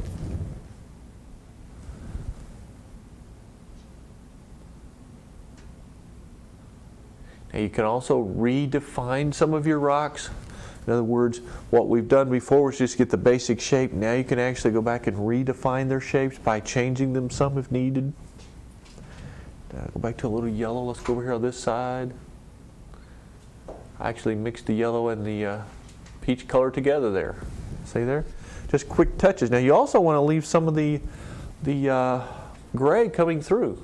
So don't just cover it up. Quick. See how the quick strokes go on there? Interesting spot right here. There's a nice little rock that's got a different shape. It's kind of standing up there. Just kind of put a little gentle highlight right there on the edge.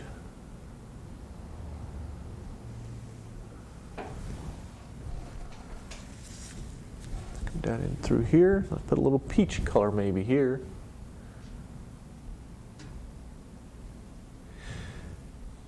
Now the reason I like to, for those of you that are joining us for the first time, I know some of this stuff is very repetitive once you get going, but because rocks are very individual in nature and because they all have their own way of connecting into the landscape or reacting to the rock next to it, I like to take these paintings from beginning to end all the way through so you'll see every stroke that happens to get there.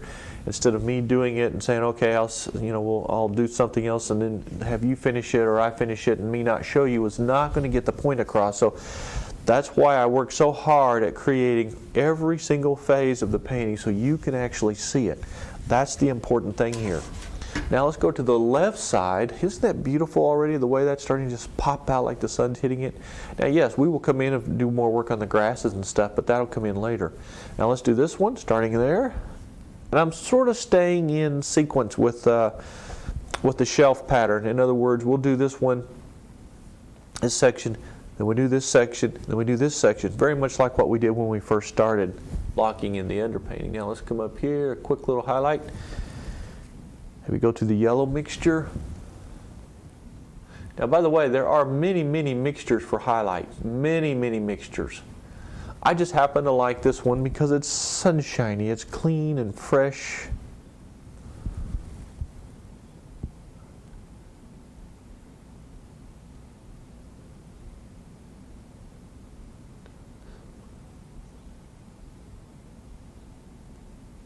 Okay, the nice bright light right there.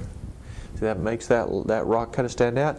If you happen to go too far, which I did a little bit, just take your darker color now and just come back and put a little shadow back underneath if necessary.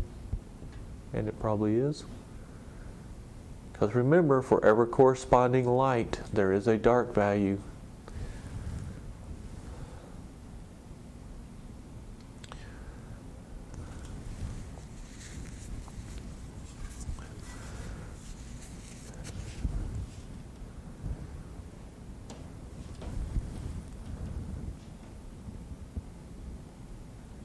See how nice that little highlight there? Just one little stroke creates a snap, a little shape to the rock that wasn't there before.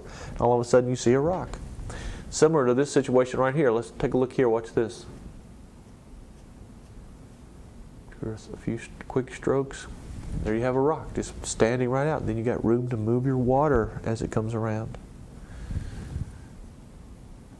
Here, quick stroke, see? I'm not even going to go back and touch that because it turned out so good. Don't mess with it. That's where the piddle play and putter thing gets you, because every time you put a stroke on there, it's human nature to think we can make it look like a photograph. So the next thing we want to do is we want to go up and play with it. And then you turn it into a muddy mess. And you know that. I've worked with many thousands of you across the country.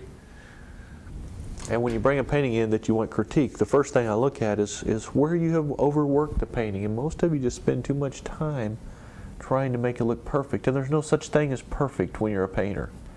There's just not.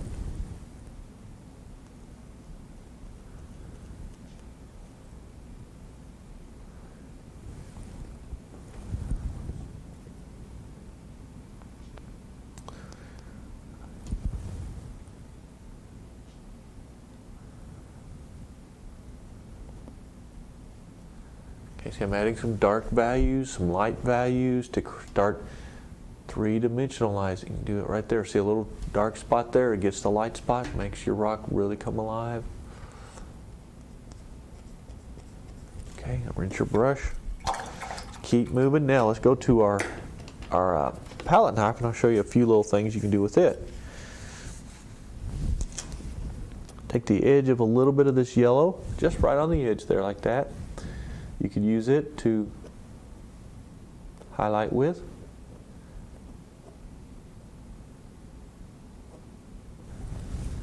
That's a neat thing to do. Highlight there. See? Nice little slab of rock right there. Let's take a little bit of the peach color. I'm going to go ahead and this is a little confusing right here, so what I'm going to do is tie these two together and make sort of a big slab out of it. I'm going to put the highlight right on top there.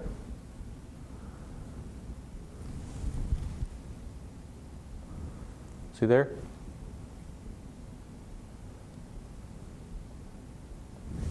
Now you create a beautiful rock right there, just really a great rock.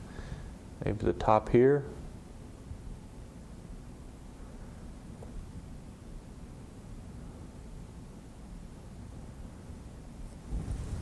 Okay, I see we create one long slab that comes across there. A little here, like that. Pretty exciting. Only an artist can get excited about a rock. I always used to get a big kick out of my wife and I when we first got married. I would be driving down the road and I'd be pulling off the road, you know, getting excited about a dead tree or an old broken down fence post or some rusty barbed wire. She thought I had absolutely flipped. And over a period of years, she has become interested in those things too, because you start noticing things. When you become an artist or you're around that kind of thing a lot, you start noticing all of the interesting things in life that God's created for us, and that's really exciting. Now here, I'm just changing the shape of a rock, and that's really what I wanted you to see here, is that you can actually change the shape of a rock, and you don't want to get too repetitive. You know, like here, I'm going to change the shape by coming underneath here. See how I'm doing this? Making this rock look like it's kind of hooked back to the left. Okay, now let's come down to these. I'm switching back to my brush now for highlighting. I personally prefer the brush for highlighting. I like blocking in my rocks with the knife, but I like to finish up with this brush. Now I'm going to do this little section right here. Okay.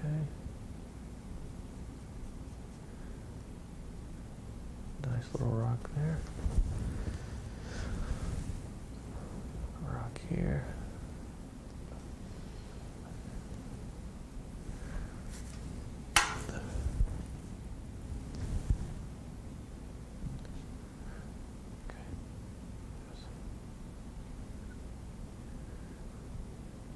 Now, say I'm going to put a cap on top.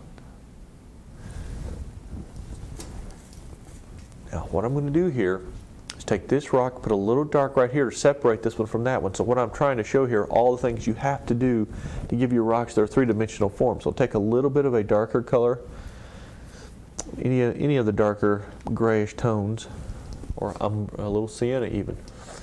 Put right here. See, that just separates this rock from that one just a little bit. You don't need a whole lot, just a little.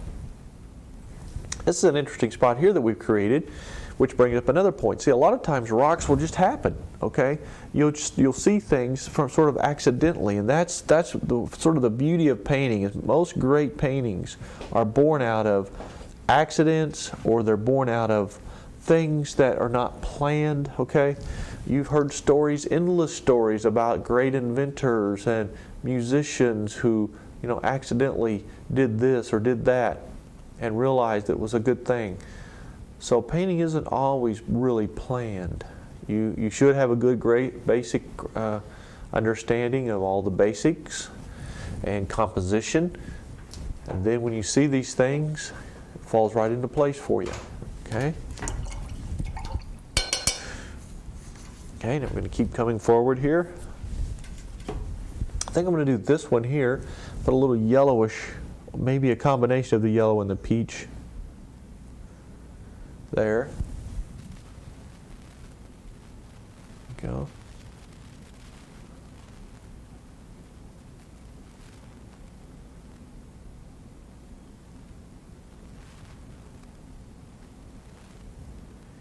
Now see how pretty that rock is?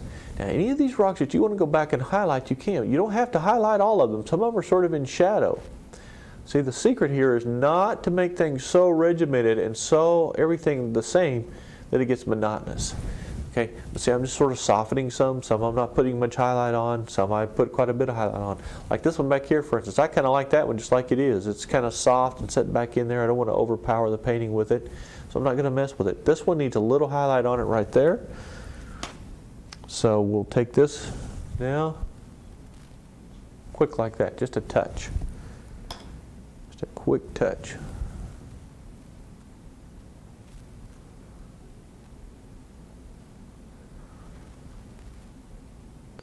Okay, just enough to make it stand out. You might want to put a little darker value right there.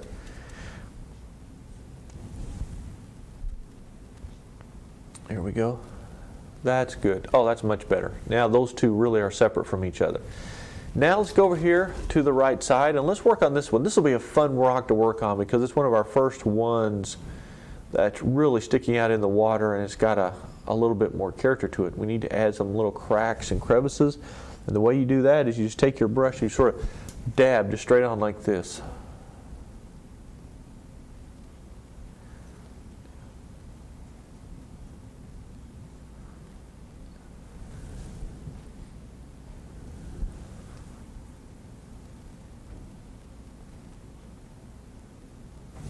See, I put those nice little cracks in there. Actually, you could do that in a lot of different places on your painting where you have rocks. Like right here is a good spot. You just sort of kind of pick and choose the places where you want a little more detail. And that can happen. Not so much back there, although you can see a few here and there. But mostly on the middle range to the foreground rocks is where you'll have a lot more detail on the cracks and stuff. Here's one here you can get in. Yeah, that's a great one right there to add the crack to. And also remember now, you do want to come back and soften your edges. So, and I mean soften, don't mean rounded edges so much, but kind of gently blend your edges together wherever you have some that look like they're sort of all sticking out like a sore thumb. You don't want any particular rock to be overwhelming. They all should have a nice characteristic that blends well into the whole painting. Okay, now let's keep going here. Let's highlight the top of that using a little bit of the peach color. Just take the peach.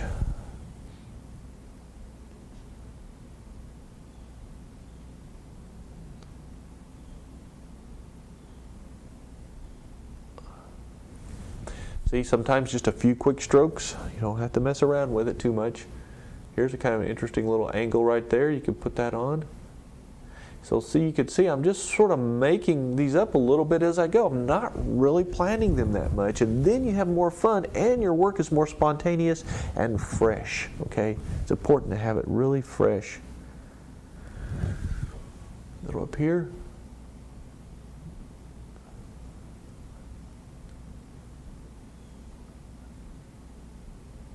Now I'm putting some little downward lines on the left side of that one, and you may want to do the same thing here. Just kind of defines the edge as it comes over the back side.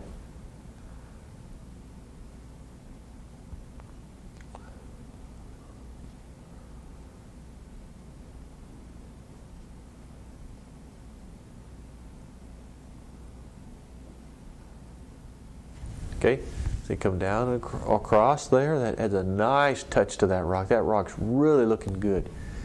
Now while we're at it, let's go ahead and put just a little brighter highlight on this one. Just a touch. Okay, like so. Now that really defines that rock. So that means this one, now this is a very important part of this painting right here. This section right here is a rock that's coming out in front of us, and the reality of this rock is that it actually is way down here in the foreground, and we just see the corner of it sticking into the painting. So it's going to actually have a fairly strong character to it, a lot of highlights, some good detail, although there's not much showing. We still need to pull some of these things in there. So let's take our peach color now. We're going to put the peach on a little bit stronger than normal.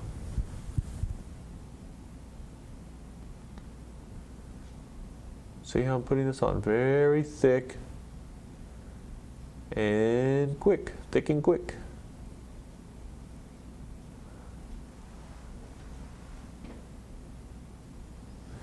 And see, that will bring it out forward as though the sun's hitting it, and it pushes everything else back, and that's what we're after here, okay?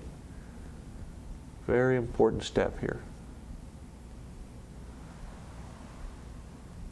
Now I want you to work on these edges. So you just gently come over the edge.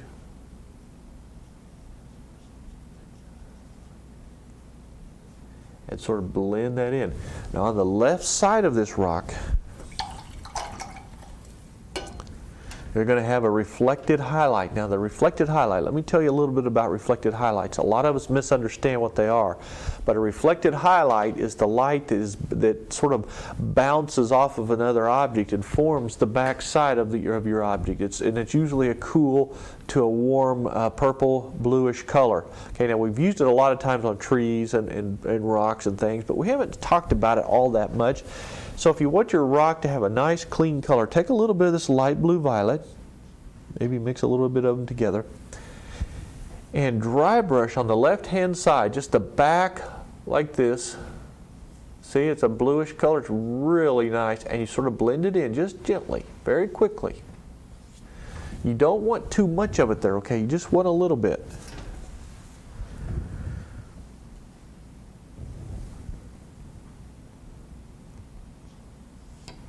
See, I'm just gently blending that in. That's how you create the back side of your rock, but you want to soften it in. You don't want any hard line showing. You don't want it to look like it's been. Okay, here we go.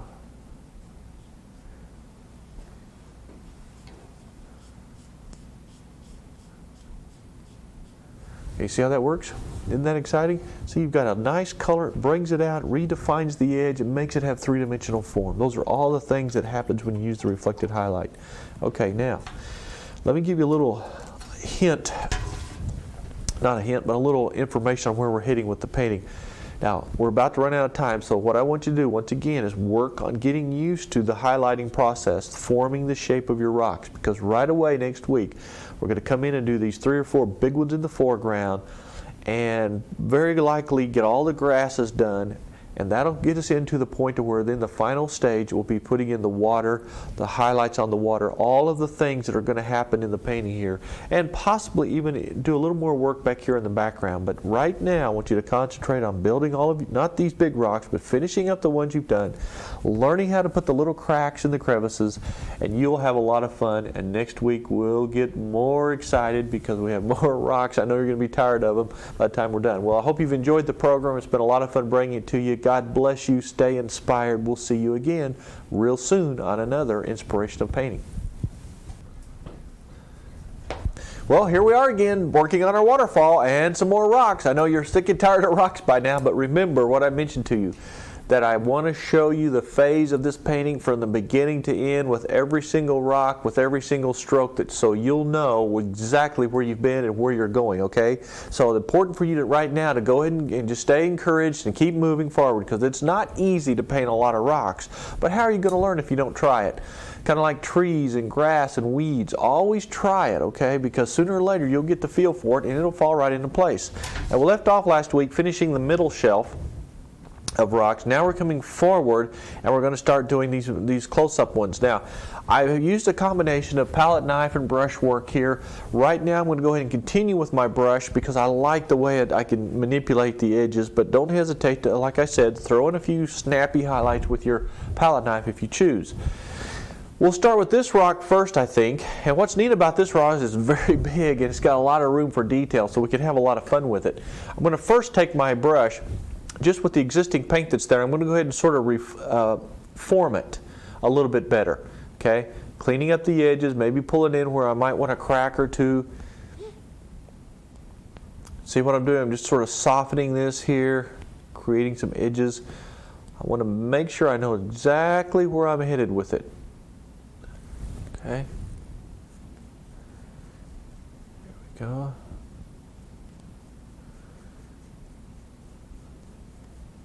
Come underneath. I may pick up a little more blue here, I think. Now, if you want to take a look at our footage here, let's take a quick look as we move into this. You can see that the footage there shows you these big slabs where the shelves are. Well, I call these shelves, and that's what they are. They're just shelves where the water falls over. Well, each one of these shelves has big slabs of rock that have lots of little cracks and crevices and little, almost looks like a little jigsaw puzzle when you get close and look at it. So what we're going to do here on these big slabs of rock, these big boulders, we're going to go ahead and really put some of those nice, neat little details in there. And that's going to be done, and we'll even use different brushes for that, like maybe even the script brush and so forth. And it's the brush strokes that I'm putting on now that give it its sort of character. All right, you see right underneath here, I want to put a little more shadow. This rock will be in front of the waterfall. This rock is sort of embedded in the waterfall. So there's going to be a reason for doing some of the things we do that you maybe not understand right at first here. Okay, I'm letting my brush strokes now form. And by the way, with the oil paint, now these are the water mixable oils. As you paint with this stuff, every time you put a stroke on there, just like with the traditional oil, you're going to leave little brush strokes. Well, those are the sort of your guidelines. So now you rinse your brush.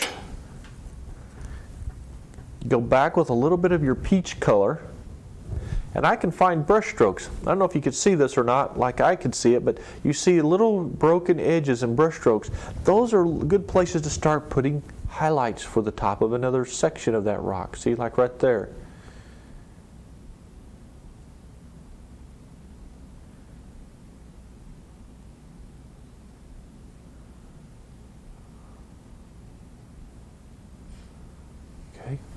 See, already that's beginning to three-dimensionalize this rock a little more. I have so much fun in teaching the art classes around the country because every time we do rocks, everyone always paints the same rock almost invariably over and over and over and over. And that's why I think this lesson is so good for you, because I want you to treat each rock as an individual. Now wipe your brush out often so that you can keep fresh paint coming out. See, for instance, out of this rock, as the basic shape was, it wasn't all that interesting, but now you can see we're actually almost making 2 or 3 rocks, broken sections, cracks, crevices, all kinds of exciting things are starting to happen now in this rock that we wouldn't have had otherwise. Okay, go.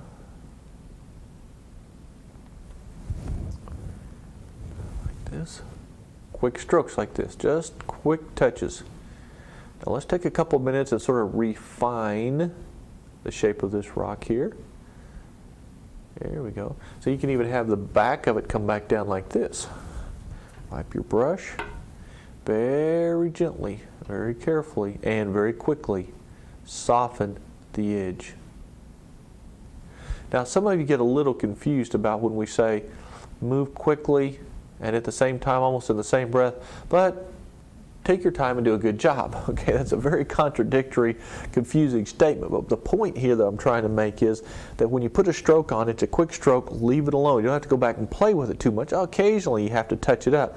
But my point is, take your time to do the job right, but don't spend forever repainting something, okay? Because that's when you get in trouble. The best thing to do if it doesn't work out real well is to go to another section of the painting and maybe come back to it later and then start again, okay? Then you're back to fresh, doing it fresh again.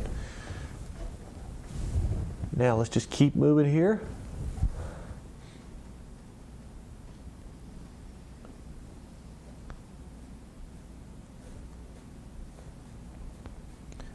Okay, this will be the side of the rock there. Wipe my brush. This is so beautiful using these water oils because you just have to rinse your brush and start painting again. By the way, I've had a lot of comments lately at some of the lectures and demonstrations I've been doing is that these oils don't dry like an acrylic. They dry like in a traditional oil. Just because we're using water doesn't mean they're going to dry quickly. They won't. So don't think that. These stay wet for a long time, just like regular oils. In fact, there's no difference. Just that you're using water instead of oil to blend with and to clean with and all those good things.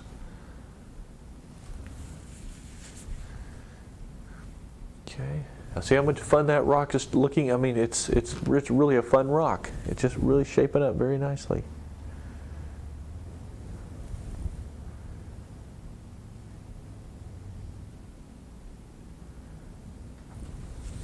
Okay.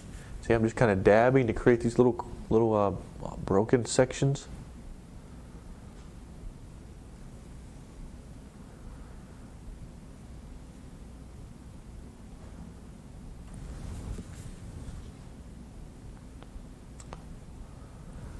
Okay, now then, let's just leave that one for a moment. Let's go to this one. Now see, this one's got kind of a very different, unique, and odd shape to it, so let's refine it just a little bit with the brush by doing the same thing we did on that one. Just kind of blending around, creating these little pockets of darks and lights and little smudges.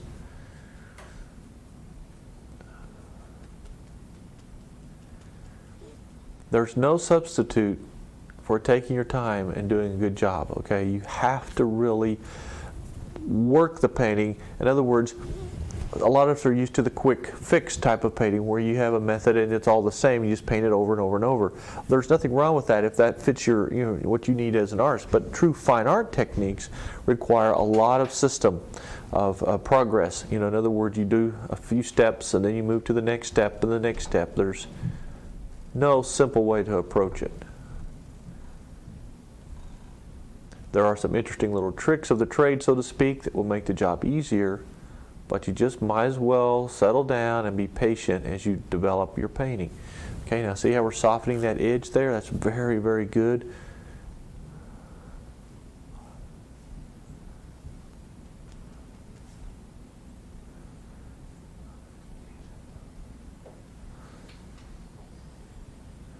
Okay, see like that? Down here.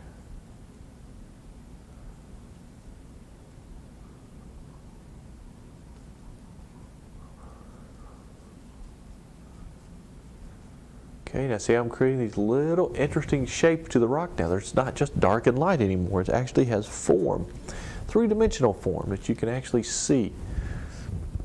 Now take the orange.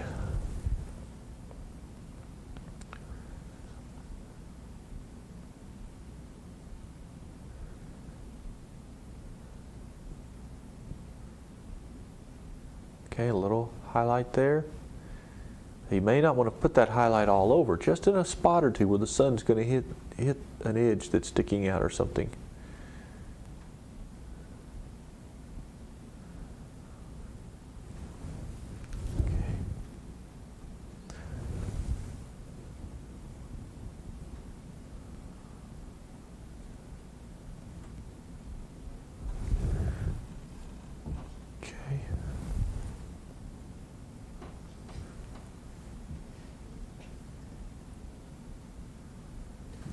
Now you see how nice that's working?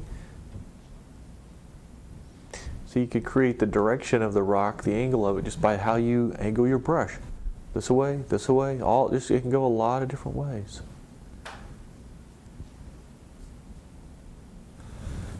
Now that rock's beautiful. I love that rock. Let's take a little bit of yellow now and add some, a little yellow to it. The yellow highlight, that is. A little too much mud on my brush. We need to clean it out.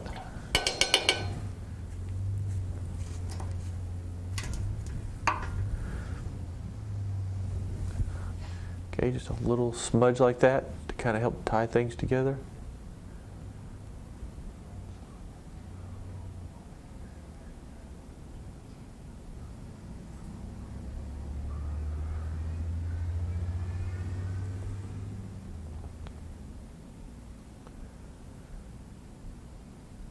Okay, see how pretty that is?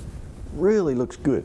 Now, let me show you the next thing you can do. At this point, you can take your little round sable brush. This is the little number 4 round sable. A little bit of water, a touch of sienna, a little bit of blue.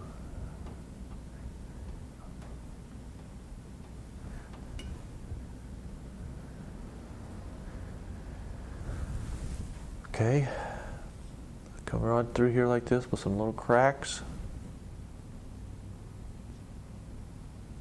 You gotta have the cracks. Okay, just little broken things in the rocks to make them really stand out. Now I realize this is taking a lot of patience, but that's good for us. Most of us are living in such a fast-paced, push-button world that we've forgotten what patience is all about. Well, this is a great thing to teach you patience. Painting is a good thing for that. Great therapy too. Okay, let's just keep going here, down like this.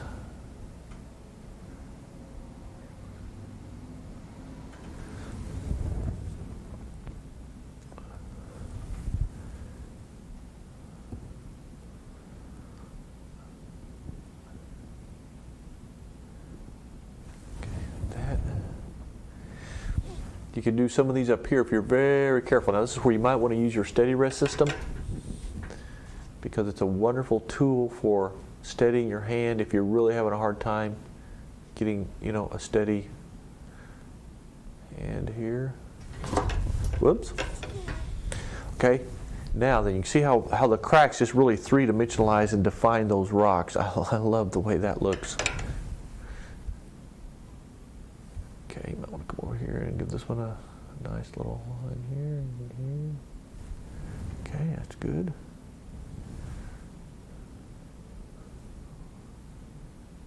And just angle in different directions. See, it's kind of like a tree limb. You don't want all your cracks to just go straight or something like that, because it'll just be too monotonous. Okay, now we're going to have some more fun here.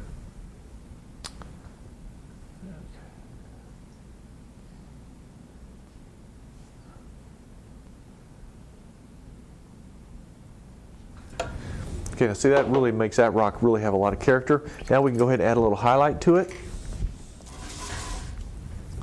Just take your number 6 bristle brush, a little sunshine, right on the edge, right there. Just have just a quick smudge. Now you're starting to see the process and how important it is that you look at each rock as an individual rock, and we can't really paint them all the same because there's no two that are alike.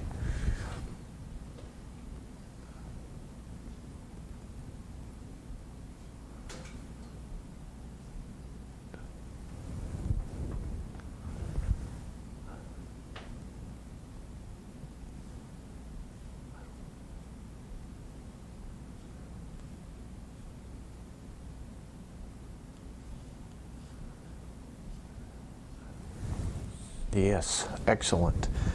By leaving little strokes that causes texture in the paint, very much like a palette knife would do. That also helps. Let's come over here on this. Wipe our brush out again.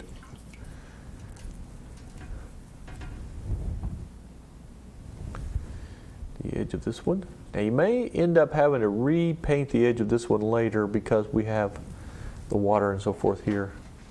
That's going to kind of get in the way, but that's just the way it is. But go ahead and get the rock finished out. Now let's move on the edge over here. Now watch how I'm going to tie these edges together. So I'm blending the color from the dark side of the rock into the rest of it here.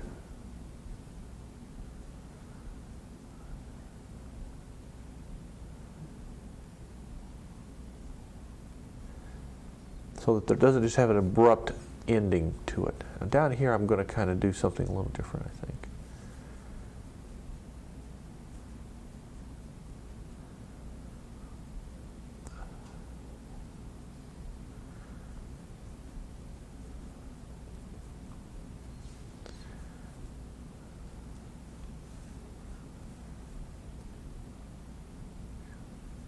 Okay.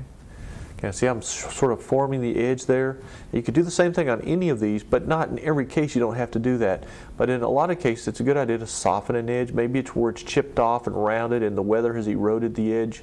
You can do a lot of things to create different effects to your rocks. You don't want just a sharp edge. In fact, this little spot right there, where it's kind of just sort of chiseled off there, you can even come back in and put a little highlight like this on there. See, and it gives the rock a little different effect. In fact, a much different effect.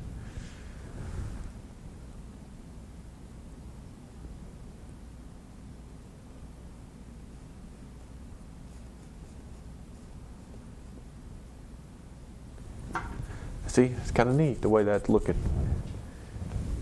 It's like putting together a jigsaw puzzle. You put a stroke or two, and if it doesn't look right, you take it out and try another stroke, and that's how you begin developing your rocks. Usually a number 6 brush is really great for this because you can really give it the texture. Just a single stroke of the rock, because of the shape of it, makes it look a little bit more rocky. I've tried bigger brushes, and it's okay for underpainting with a big brush. And you can do some stuff with a bigger one, but you have a lot more control over the number 6 bristle brush. Or you could use a number 6 sable brush if you're into using the sables for this, which is fine too. This just works a little easier because it's a little stiffer. Okay, now remember this area right here is sort of in shadow from that rock, so you don't want to really go over there too far with any of the highlights. Now every once in a while, as I wander through the painting and I'm looking at it, my eye sees an area that I think needs a little touch up. That's what you'll be doing. So like here, for instance, I want a little brighter highlight. So I'm going to put this in there.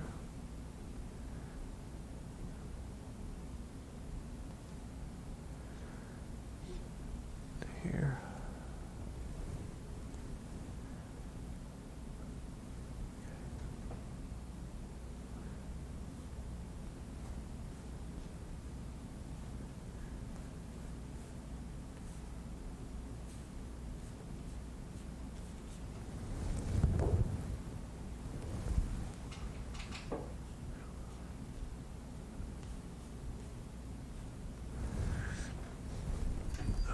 Okay, now right on the edge here, come down like this. Now see, this is what we're going to do, just like up here, and we're not really quite done here. You just sort of refine this. I do want to make a mention something to you though, or something. Want to keep in mind that we are getting ready, probably not this session, but our next session when we actually finish this painting out, to put all the water and the flowers and things on these edges right here where you brought this paint down. You want to be sure that it's not too thick. So what I want you to do is take it, maybe even with a little water on here, and just kind of wipe this back. So you're not trying to get rid of it, you just want to get it thinner. In other words, it's more of a wash, a transparent wash there. And if you didn't bring yours down and it's not too thick, you may not have to do this. But generally speaking, where this part hits the water, you want to add a little thinner paint there. Okay, see, it's more of a wash, like that. You'll see what I mean when we start misting this, how important it is to get rid of some of that right on the edge there. Okay, that's the only spot there we need to worry about that. Now, let's do this foreground rock here a little bit more. This is kind of a fun one to do because you can put cracks and crevices and all kinds of things in it also, and I'm going to go ahead and do that now.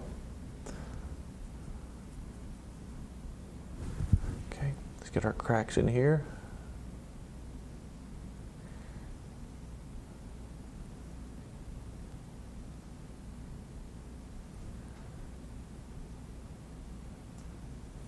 See how good that works? Now you can see now, we haven't done a lot of detail here, a little more detail here, and then a lot more detail here. That also is the process for refining your work.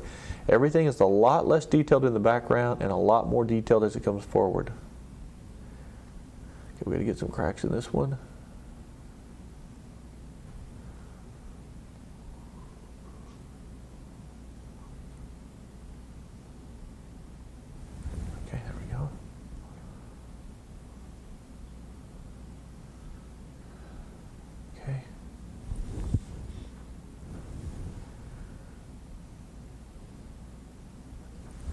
Interesting. Just have some fun with this. Now, if you get a crack in there that just absolutely is horrible, get rid of it. Take it out.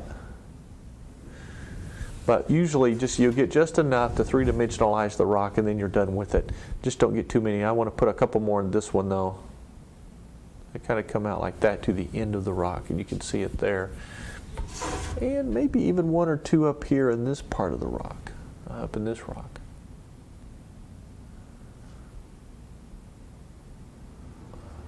Okay.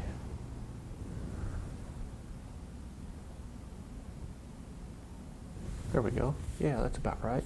Now, it's time to just sort of soften some edges and do a little refinement. Like up here, I want to do just a little bit of softening. Make sure that rock is in the shape that I really want it to be in. Yeah, I just want to smooth it out just a touch. This one or two. Kind of soften the edge just a little bit. This is called refining, when you're just refining it, smoothing things out a little bit, making just a little bit more, you might say a little more artistic to where it matches the eye.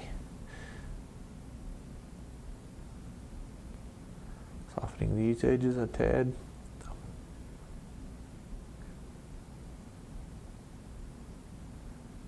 Okay, this. There we go.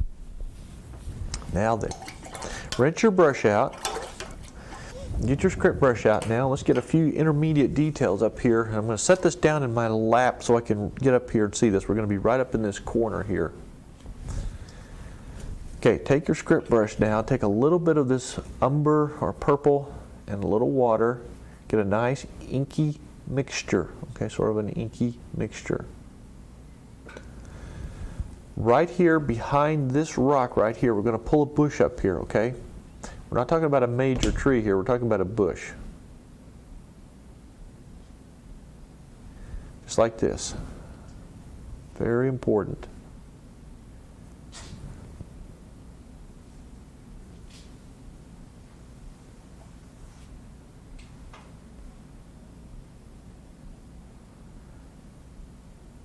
Okay. See how I'm coming up? Now you want it to break the line of the trees here. Okay, this is a very important thing because this what this does. It sort of acts as an eye stopper, and then we'll leaf it probably a little bit next week as we finish up the painting. Okay. Keep these limbs very delicate, very thin, very loose. Like this, right here, right here. Now we're cooking. Now isn't that a beautiful tree? I love this tree more than almost anything else in the world, or this kind of tree. This is, of all the things that I've painted over the years, the trees I love the most. I'd love to paint rocks too, but my very favorite thing is trees. But see how nice that sort of ties in the painting. Just those beautiful little branches there. I mean, it doesn't bother me if you want to add a few more here and there, or some dead pine trees sitting in the background. But you've just got to get a few things. Now, while you have this brush on or while you're using it here for these trees, you can use it to put a few more real thin little cracks and things. I like this brush because now you can go in with the thicker ones and you can really define some cracks. See, it just makes it look like these old rocks. And if you look real close on the footage now, let me take a look at our photographs here and see if you can see it some here on these rocks. About the best thing I've got is this one, and because it's dark here, you can't see it. But if you look, you can see all kinds of little cracks and holes and chipped areas in the rock, and that's what you're going to do now. You're just going to go through, and you can add little dots, little smudges. Okay, like this, little tiny hairline fractures and cracks. This is what I want you to concentrate on between now and next week. In fact, if I could give you a homework assignment, this is going to be it. I want you to go through now, take all of your rocks, refine them to the point that you are happy with. Yours aren't going to look like mine. They're going to have their own little bit of character. But that's what you want, okay? See how I'm really making those rocks, they just look so real when you do this. Same thing over here on this one. And I get excited about painting cracks. Yeah, it's interesting how so many things can just change the scope or the look of a painting just almost instantly.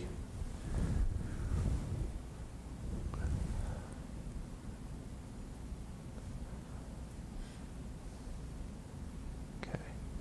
Anywhere you want to put cracks, that's what I want you to do, okay? Right through here, like this.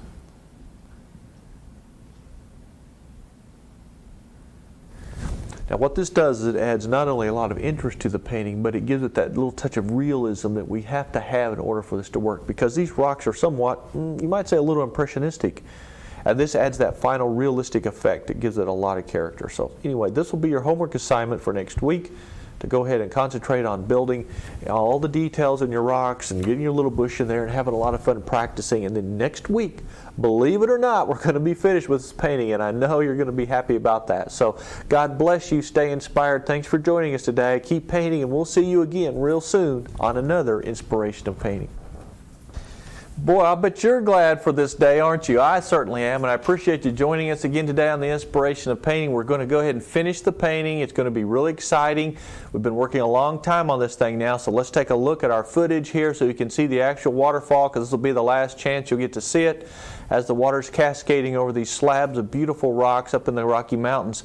Now, one of the things I want you to notice is that the rock, as the water comes over, it really has the feeling of movement, and that's what we're going to try to capture today, is a lot of movement. Plus, we're going to get some highlights in some of the grasses, maybe a few little mountain flowers, and some of the things that really give this painting its final pizzazz, you might say. So let's come down to the palette right here. I was just getting ready to mix this when we started. And what I want you to do now is just take plenty of white.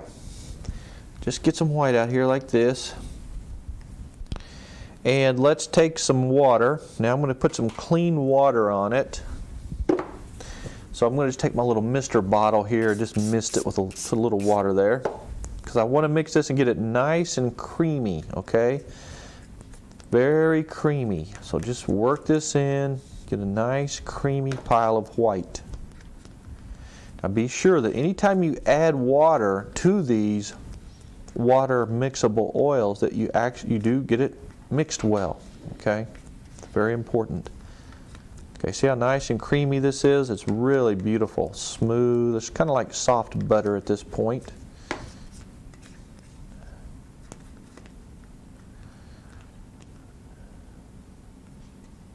Okay, now we're going to go ahead and do the waterfall right off the bat, just to get it over with, because it's the most difficult and time-consuming part. Then we're going to come back in as time permits and just do all the little details, because there's not a whole lot really that you need to do except add highlights, flowers, and just things like that towards the end of the painting. And some of that you're going to do as usual on your own time at home. But right now I want you to take your number 6 bristle brush and rinse it out real good. And you might want to have your number 10 bristle brush available also. Another thing you need to have available here is your light blue violet mixture. Now the reason I've kept this palette, and it's like this for this last several weeks, is I wanted to have all these colors available, and I don't like to remix a lot, so I just have kept it out here and have been using it. So I'm going to have my number 6 and my number 10 bristle brush available for this water part, all right? So hold on to your hat and get ready as we start this waterfall. Now the secret to good water is having a very light, delicate, feather-like touch. So we're going to hold the brush very gently as we make it come over the water. Now, over the rocks. Now you see how the water sort of cascades and just splashes and just kind of, you can see sort of through it in some places it's a little more solid. Well, that's caused by the amount of pressure or lack of pressure that you put on the canvas. So now take a little bit of your fresh, creamy white that we just mixed up. I put it on fairly thick now, okay? Start at the top here where the water's going to come over, and you just sort of dab it on like this, okay? Now, you dry brush very gently, just letting the weight of the brush come down to the next, that first little smudge. Then you come back this way with it.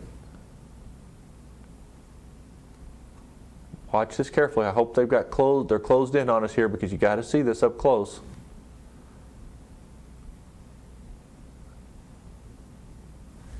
See, dry brush over, allowing the brush strokes to create these little streaks and letting the background come through. Now you also want to wipe your brush real often to keep the paint fresh. All right, now we have suddenly reached this next little section where we have some dark color. Now all of a sudden, for those of you who've been watching and maybe a little doubtful, you're going to start seeing why and we did what we did in the beginning and a little bit of the method to our madness here. Okay, now you come over this way. A little thick at the top. It's always a little thicker on a shelf where it hits it. And so I just kind of blend it together. Reload here. Dry brush over.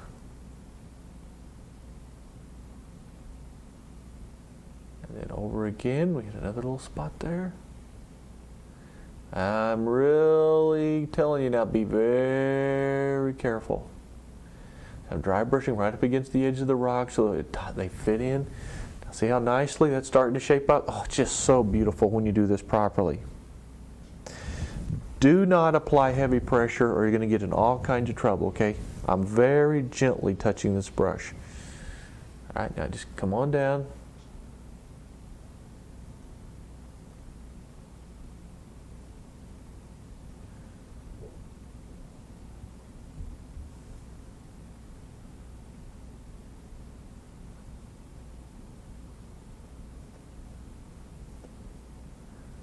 The water comes down, hits this next shelf here, and then it cascades and comes back in the other direction.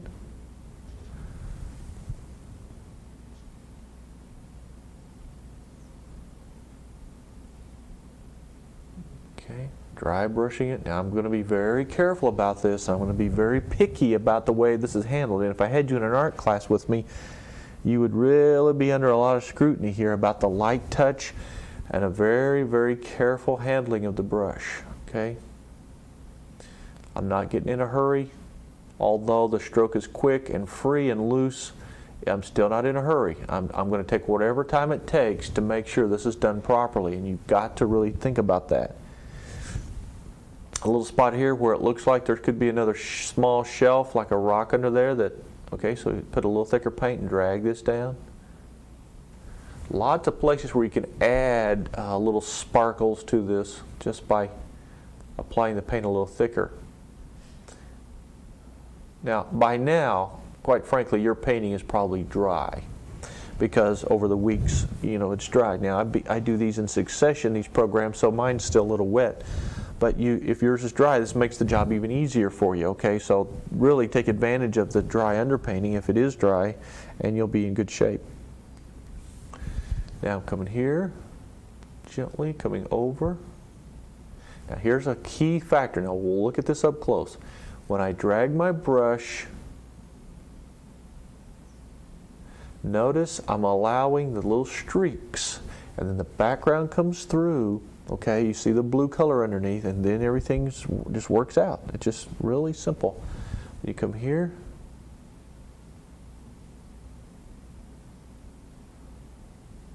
There's a little shelf right there where it hits and then it comes back this way. Wipe my brush again. Keep fresh paint coming out here at all times, and I mean at all times.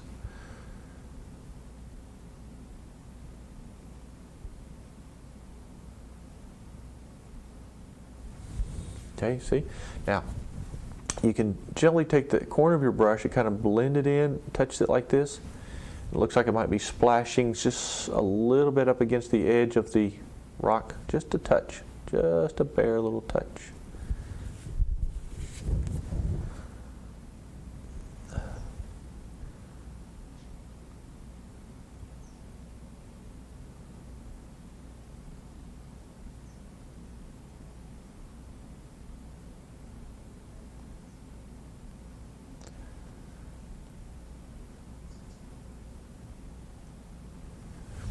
Now you'll understand now why we put some of the grays underneath and we have the blue there. This kind of makes it look wet and cold. Okay, here's a good spot to just dry brush some colors down.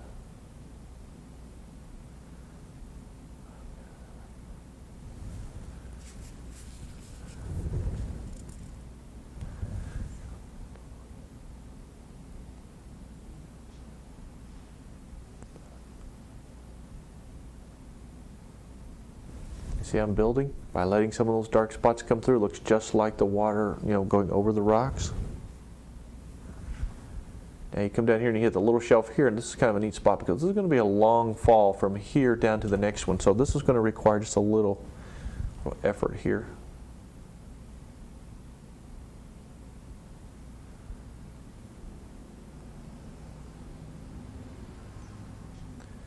See, it's the weight of the brush. It's so feathery. I wish you could feel what I feel when we're doing this because this is so gentle. I'm just barely holding. In fact, sometimes I've done this before and I've actually dropped my brush a few times because I'm just barely touching the brush, holding it so that I don't grip it too hard. Most of you have a death grip on your brush. You're just really hanging on for dear life. And that's not going to get you anywhere. You've got to be very free and very loose with this. Now here, you're just going to pull it over, dry brushing it, so to speak.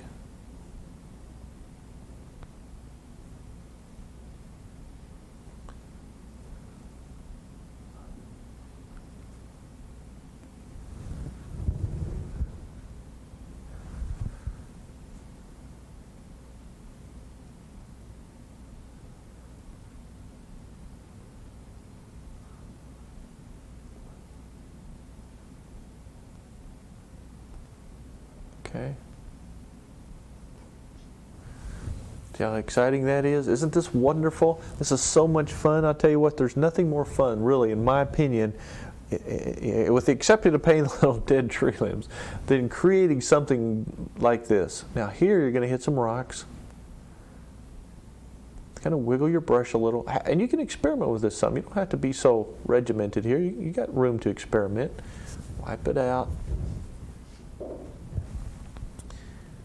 You can see but I am being very careful. I'm not getting in a hurry. I'm making sure that I'm pulling the water over properly, and you can see it just falling right into place. Here it's very turbulent right in this area.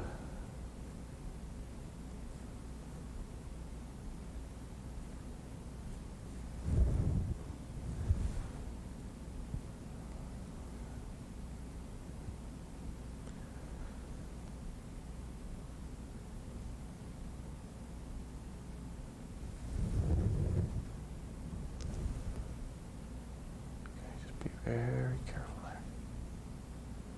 Pull this over here.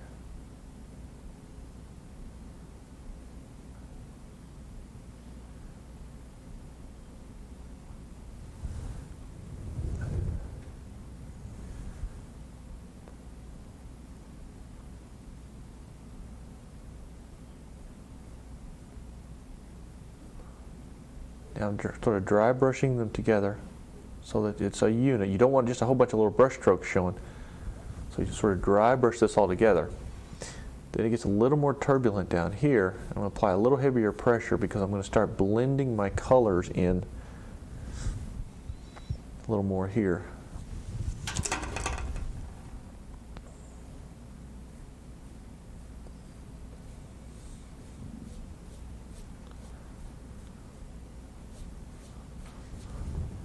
You want the white just a little bit whiter at the top where the water just starts coming in. In fact, let me just show you my photograph here, and you can kind of see this documented. See where the water comes out, it's real white at the tip, that you can see through it. Okay, so we're going to make ours a little bit stronger now.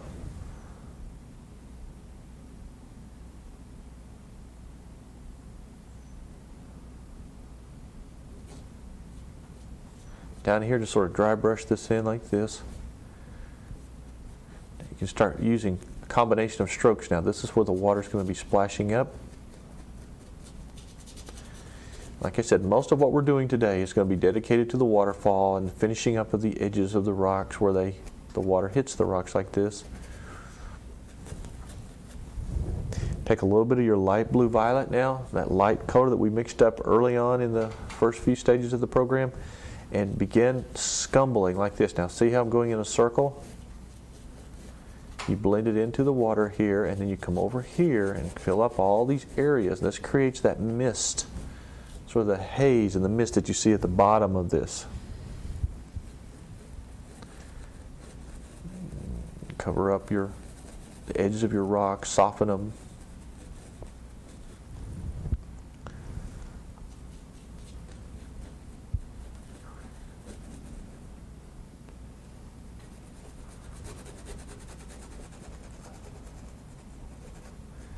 I'm just kind of softening a little bit along the edges here, back up and through here. So it creates a nice, and then we'll come back with some more whites to give it a little more white. Start up here. See what this does? Now this blends this right into this rock, and it looks just like the mist. Really great. So you just kind of blend the two colors together, and you got it. Nice little pocket of mist there. Rinse your brush though, because you want to come back down and because see, if you're not careful, you can't really define where the water and the rocks truly are. So you need to come back in here with a little bit of white. Like right here, for instance, where the water's coming over. Okay.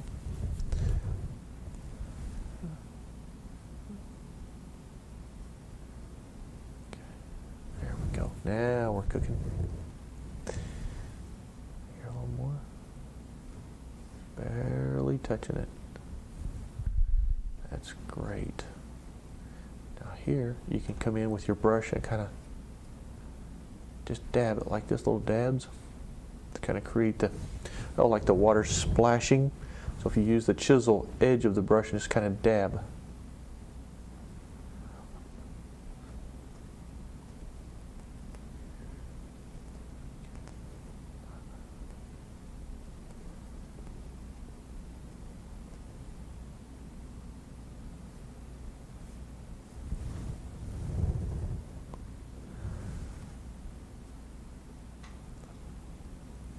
Now I'm adding plenty of white now to keep it clean and fresh.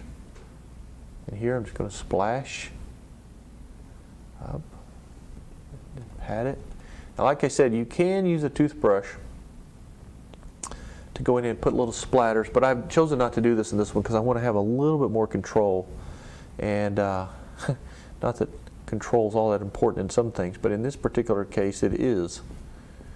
About now, most of us are losing control because I tell you this, I'm sure it's been a very trying experience for most of you. But you can see the little textures, it looks like little dots. Well, that's kind of what you can achieve here by patting like this. And you go right on over, see, to the edge, right into this rock, and just sort of pat it. And then let the rock color come through, and then it looks like mist and really a great thing. So that's kind of what I'm doing here, just kind of patting in some mist.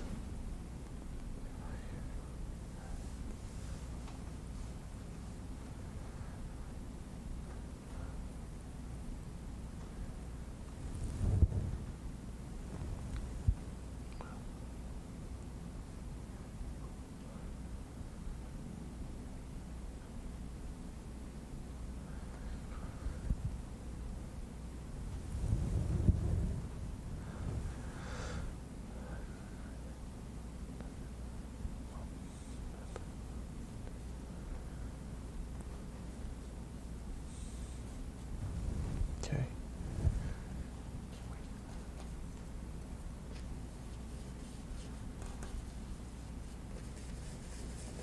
Roll your brush now. I'm adding the light blue violet again.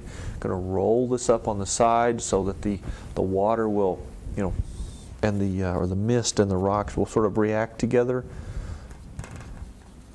And it's okay if the color blends in because that creates that look like the rock is behind. So if you get a little, say I get a little rust color in there, that's fine. You see, when the water comes over, because it's transparent, it picks up the color that's underneath. So that adds a nice dimension there to that section of the painting. Okay, roll this here, roll this here, a little bit right in through here. Okay. Then I'm going to take my bigger brush now, this one, because it gives you a little bit more of a controlled look to the water when it's coming over. But first of all, I'm going to pat some, I want to pat like this. I want some more bigger splashes. You have a little bit more effect that's very good with the bigger brush for this. Okay.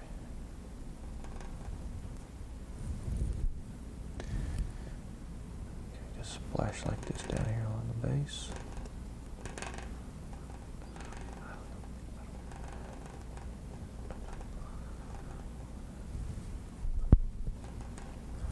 This creates the splash and the movement of the water. Just put you can put actually as much as you want to really in here. As long as you don't just smudge it out and make it all perfect. You know, keep patting it on here like this. This creates that beautiful, beautiful, misty kind of texture. Really looks sharp. See, I keep wiping my brush.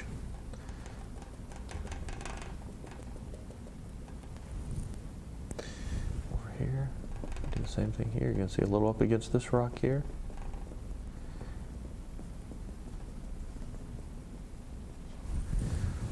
Yeah, that's excellent, excellent. Here and up through here.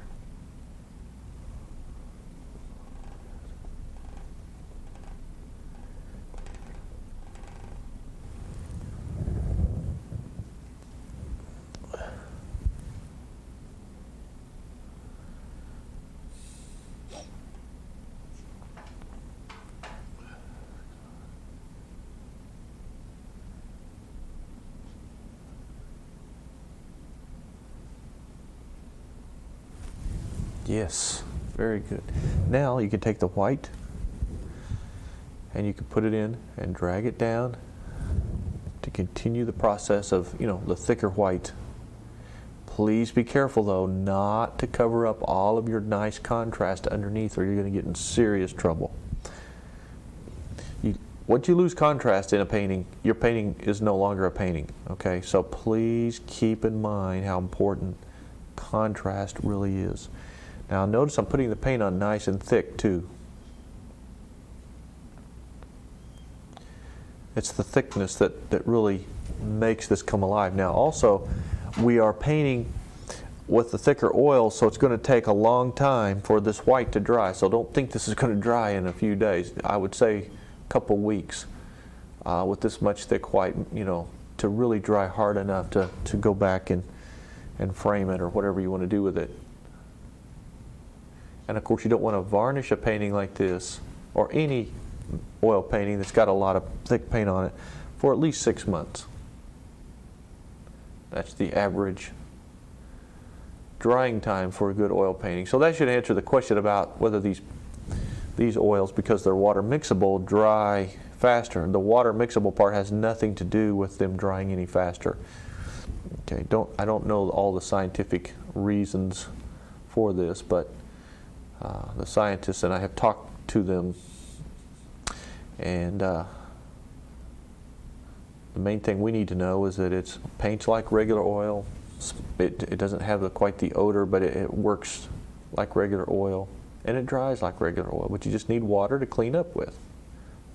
Okay, now isn't that beautiful? That just looks so good, and it's turbulent and exciting, and boy, there's so many things going on now. Now you can take this little brush right on the end to get into some of the smaller areas where you want some splashes. You can just kind of dab like this. Again, it's light touches. And this will create sort of the splash up here. You got to have plenty of it. There is a lot in there. You can see it. See the splashes that looks like little dots? Well, that's really what it is, just little dots of color like this. And it looks just like it's splashing in places. You can do it in a lot of places down here. Okay. All right. And up in here. any place along these rocks where you want to have a little water splashing, you can do it. See, and then you create this turbulent, most beautiful waterfall. Isn't this exciting? Well, basically, folks, that's all there really is that you have to do to the waterfall. And now, if you just lost some areas, you can add some more darks underneath there, but it's a gentle, light, very, very easy touch, a very nice feather stroke. Now, we just have a few minutes left, so we're going to go ahead and put just a few more highlights on some of the grasses and maybe a couple of mountain flowers, and then you'll have this painting ready for you. And it's been a lot of fun, a great, great painting. Now, all I'm going to do is take the same brush I was just using. We'll take some pure orange, maybe some pure red, a little yellow.